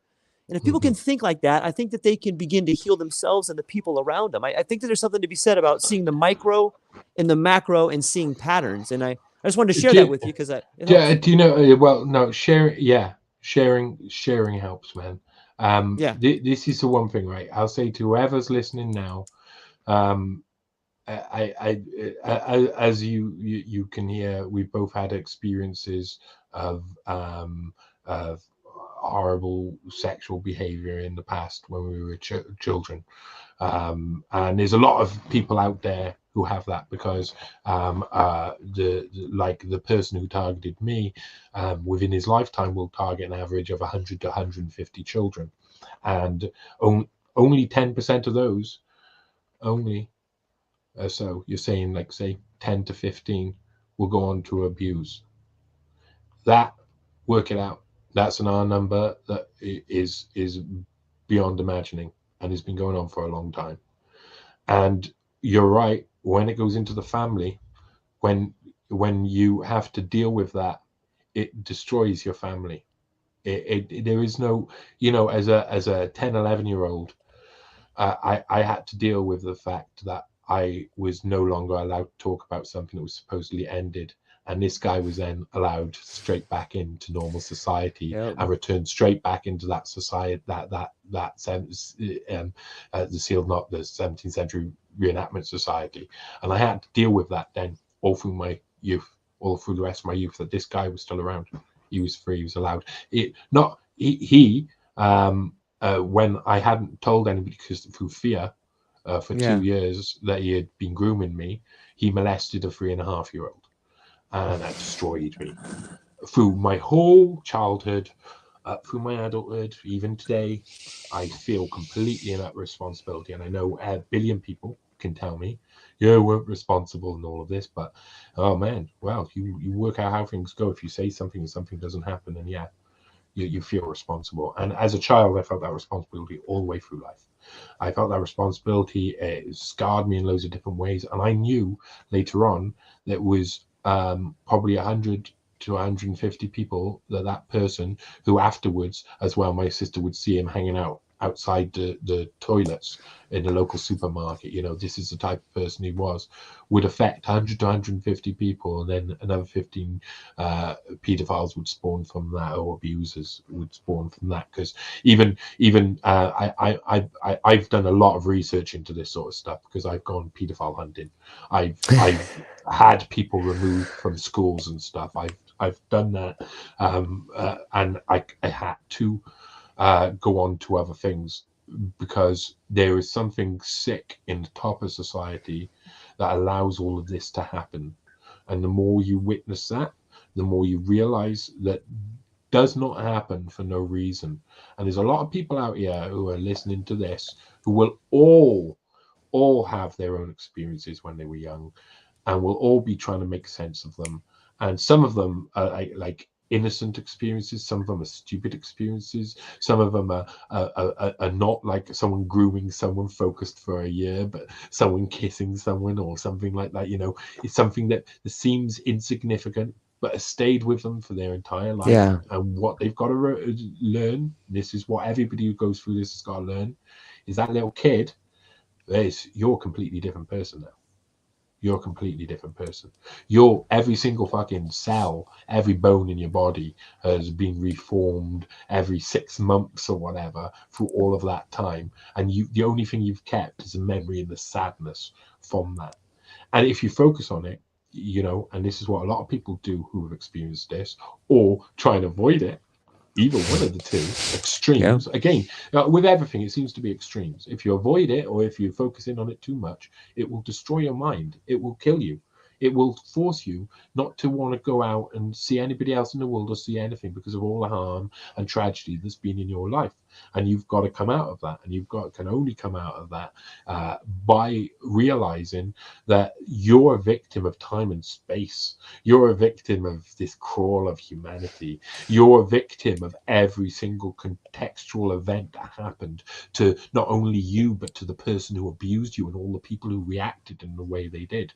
And when you look at it, and this wider opera of life that you go through when you go through something like that, it's fucking horrific, dynamics involved that make you really sad all of the time and can affect you for years and years. But you've eventually got to realize the only thing that keeps you there is your mind, is that memory inside you. And that memory can be used to fuel you. It can be used to say, I want to make sure that I create a world where there's not a little me sitting in a little medieval cottage being groomed for the first time around a campfire by some fucking guy who's telling me what he wants to do to me. I don't want to live in that world. If I stay in that room for the rest of my life, I'm doomed. And so are you. You have to leave there and look at the people who allow this sort of thing to happen. And what you discover when you look at them is a lot of them are also stuck in that routine from being abused, because there's a load of people who are acting in the world, a lot of people who are acting because they were sexually or physically abused as a child by a grown adult. That's a fact. Yep. And there's people who have been children abusing children because they get brought up in this environment as well, and all sorts of different things that can mess you up. And there's no way of really solving it, because every time you go out, you discover that you talk to someone and they've got their own story, and they've got their own story, and they've got their own story, and they've got their own story, because it's endemic. Because like you say, every single family unit has something like that happen. Every single, 1 in 4 daughters will come back and tell their family they've been raped. I mean, and then there's more who will not tell their family. The whole point is that we're living through horrendous trauma, but that trauma is being put on us by a much bigger thing in society. It's an unfairness, an imbalance, an idea of class, an idea of all of this stuff, but it's also a dehumanization of us and who we are and who we really want to be. And we're on an evolutionary journey that's leading us, is both physical and psychological, that's leading us to some better place. We know it. We know it. For that, we need to leave our old psychosis in the past, because the reason why everything comes out malevolent, in my opinion, is because people have all of these bad experiences and they all hold on to them, and they don't try and change things for the better, because they're too busy curled up in a ball feeling that they cannot do anything because of the pain that they're feeling that is crippling them and stopping them from living a normal life, having normal relationships, forming friendships in a normal way. Because nearly all people's arguments and stuff comes from weird things that happened to them in the past and weird experiences. Yeah. When you actually delve into anything, when you talk to someone for long enough, you discover that loads of people have had loads of really bad events happen, and that we are all on a healing process because none of these things should have happened, and they're only allowed to happen because there's so many closed, hidden doors all over the place. And I'm not saying open up everybody's life so everybody sees everything, but no one is approachable. When you go into school and you're being lied to by your teachers, and you know you're being lied to by your teachers, and you're in a state of hyper-normalization, and the police won't help you and are lying to you, and all of the other people are lying to you, you don't feel that there's anybody you can go to, so you don't tell anybody, and the cycle continues. And this is the whole point. Now people have got to start like doing what they need to do to get over this. And a lot of it is about not living in the moment that happened, realizing you're a completely different creature, and time changes. It does paste over wounds, doesn't heal them completely, because I can, when I talk about it, I'm still back there. I can still feel all of that emotion and pain, but there's a lot of grieving that's gone by for the little boy that's in that room. He's gone. He's gone. That kid's gone, man. I've changed about 20 times through my life. I can't even, I can't even imagine what it's like for him now. I feel sorry for the kid. I really do. But you take it on and you realize that there's loads of these people doing this, and everybody's had this experience. And of course, all of the shit in the world we're doing is because people are really bad to each other for a long time. We're having our just desserts as a species, and we've got to start being kinder and nicer to everybody around us. It's as simple as that. We got to start living on the basis of truth and not telling people lies. That's it. Yeah, it's beautiful. I've learned that like our greatest tragedies can be our greatest gifts, and it's hard to get there. It's really hard to get there because you got to ask why, and you have to be honest with yourself, and that's hard to do. But if you can do it, I like to think of it as, when you say we're evolving, I like to think that there's a higher power, call it the earth, Gaia, call it whatever you want to. But I believe if a tragedy happens to you, that is the earth or this higher power telling you, look, I'm sorry, this is going to happen. It's going to hurt, but I love you. And I'm doing this to you because I think you're strong enough to come out the other side and help other people. So you have to go through it. I'm sorry, but you are strong enough, and I chose you. And I know it's fucked up, but I chose you so you can come out this side and you go help people. Go grab their hands, you pull them up, and you show them that their greatest tragedy is going to be their greatest gift. It forces you to think in ways that you probably shouldn't think in, but it forces you to think of things that can change the world. Maybe that's what tragedy is about, is being put in this state of consciousness. Like, why? Like, if you ask yourself that question, sleepless nights for years, eventually you get over the bullshit and you start coming up with solutions. Okay, I can't change that, but I could change this. Like, I could change that, and you can come up with solutions. And not only that, it gives you this weird sense of sight. Like, I can see kids now, like, dude, I see what's going on in that relationship. I see it. Let me pull this kid aside. Or, hey, I see what you're fucking doing, and it's like this ripping off of the scales from the eyes, and it hurts. But it's a superpower in a way. Now you get to see, and you may not want to see it, but you can't not see it anymore. It's there's beauty. Like, I think you used the metaphor one time of like the silkworm who spins a web and gets caught in it. So do we spin a web and get caught in it with our lives. But what happens? Like, soon that silkworm breaks through the most corrupt parts of the chrysalis and emerges as a new form. And the butterfly breaks through the most corrupted parts of the chrysalis. And that's our species breaking through banking, breaking through barriers. The most education, the most corrupt spots in our world right now are being torn down. And they're corrupt that's this new form. Yeah. They're corrupt because they've been built as walls that protect their interests on the other side, and those walls stop us from being able to continue on. Because we are now at a stage. Come on, we're not Byzantians or the like. We're not stuck in the past where we're limited to what we can do. We are entering a new stage. We've got to have a consensual understanding of what we're walking into. We've got to be able to say yes, we agree to it.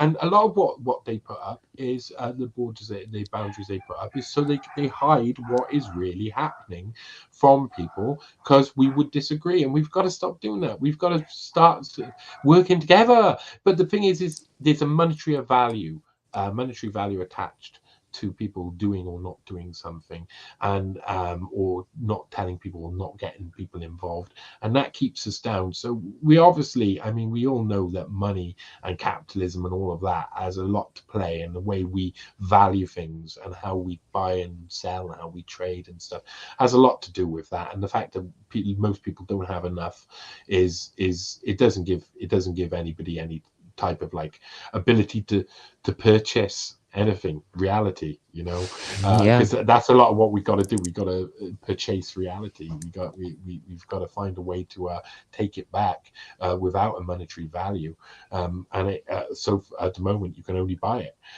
which is again a concept for a concept. I don't know, man. I will have to be going soon. I hear you, man. I was just thinking that, but it's just such a good conversation, man. I really enjoyed it, man. Speaking with you, man. I had a nice time speaking with you. Yeah, thank you. I look forward to talking to you in the future. Where can people find you if they want to come and search out more? I got your links below, but maybe tell them where's the best place to look at you. Yeah, man. I'm on Unlimited Hangout. That's a brilliant place to be, of course. It is. Whitney Webb is such a fantastic journalist. She's such a great person, a really good human. I mean, God, she's wonderful. But her work is amazing. Some of the people she's got now putting out there is really starting to like form and understand. There's no other platform in the world that I could go to and produce Schwab Family Values, or the article that I produced the other day. There's no other place where I could put that up. That it would be more fitting either, because it's delving into the secret world and the hidden world. So Unlimited Hangout is a place where you should go and delve into some of the most amazing stuff. I have my own base kind of thing. I have a media base, which is Fungi Monkey, so fungi monkey.com. That is a place which I got a mix of media. I've only really just refined it. I'm setting up more. If you want to support my work, I want to gain something, I have some nice branded NFTs in there, garbage pail kids and the like. Proper ones. So if people do want to support my work and help me out, which is always a help, that's a good way to do it, and you get something in return. There's lots of things on there as well. I do police auditing, so get a police camera out when we see police, and go up and make sure they keep our rights intact. And sometimes we kick them out of wherever they are and tell them to fuck off, and etc. So we're doing more of that, but there's some good videos up on that. A lot of my investigation work goes up on there, and I'm trying new things like the Welcome Trust thing. I know you've tried that out, which is like a role play. It's like changing the article into a more role play game type thing. So you get to the end and you can turn to whichever page you want. I'm trying to understand how to develop that into a bigger structure. So I have bubbles of knowledge that cross over. There's also white rabbits that you can follow down those routes, and they'll lead you to different podcasts, different articles that are connected, that will make sense of certain things. There's so much that needs to be made sense of, but once you get to a certain stage, everything becomes clear. So you see, I mean, for people who are at the beginning of this journey, who look at it and say, oh my God, but there's so much information, I got to read this and look at this and look at this. Start on the journey. In a year and a half, you'll be like, oh, I know exactly what I got to look at now. I know exactly what I want to know, because I want to have these questions answered. And these questions are not being answered by the mainstream, or by these programs over here, or by these teachers, or these professors, these governments. So you're going to have to go and find the answers, and there are answers out there. There are places who are still got humans behind the wheel. That's an analogy that'll disappear soon, won't it? Behind the wheel, human behind. It's got someone behind the wheel. It's all right. No, it doesn't. Nothing else. It's only safe if it doesn't have someone behind the wheel. Yeah. That's where we're heading to. That's not such a ringing type of phrase that you can spring out on people. But you can also find me on johnnyvedmore.com, and johnnyvedmore.com is like where I'll post up. I haven't updated it in about a week, but I'll post up most of my new articles. I have all my old articles on, and links around the place. A thing to support me if you don't want to buy NFTs and you just want to support my work in a way that way. I'm trying to produce loads of different work. I'm trying to get onto a platform that isn't YouTube, so I'm looking at probably Rockfin for that, because I quite like Rockfin at the moment. Yeah. And a lot of the allies are there, so not to put all the eggs in one basket or anything, but I find it a nice. You can actually speak with people who are running the place, and they're humans, so that's really nice, eh? Oh God, what a concept that is. So I'll probably be there, but listen, I there's so much to take in the world. Everybody's got to go out, do their own research, understand things for themselves. And there's a lot of people who say this nowadays, but it's true. Don't take my word for anything. You can click on the links of any of my articles, and they're sourced up well. But if you want to go and do your own research and find your own knowledge, hey, that would be appreciated, because there's a drought of people hunting down things. And if you think you've got something that is really important and relates to any of the things I ever do, or something that you think doesn't relate but is really important, man, I really mean it. Message me, email me, tell me what's going on. I've got loads of different ways for people to contact me. You can even send me a DM on Twitter. Hey, it's going to turn into tragedy over there. My cat got a hold of the cord over here. Yeah, I know how it goes. I got Freddy. 2 of them. Yeah, right. They just bat me on the face nowadays. Give me food, human. Shut up. Yeah. But yeah, anyway, that's where you can find me. I hope there'll be more up. And listen, it's been nice you having me. Yeah. On. Nice to talk. I'd be happy. We had 3 hours, Johnny. 3 hours, man. Like it was nothing. That's good. It flew by. Yeah. I love it, man. That went by fast. I got another. In a couple of hours, I got another few hours to go through. So I'm gonna go have some Cocoa Pops. Get it. Well, you're a beautiful human being, Johnny Vedmore. And I thank you for your time. Thank you. And I'll be in touch. I'll send this all to you, and I'll be in touch, my friend. Thank you very much. Awesome, George. Okay. Yep. Have a nice day. All right. All right. Aloha. Aloha.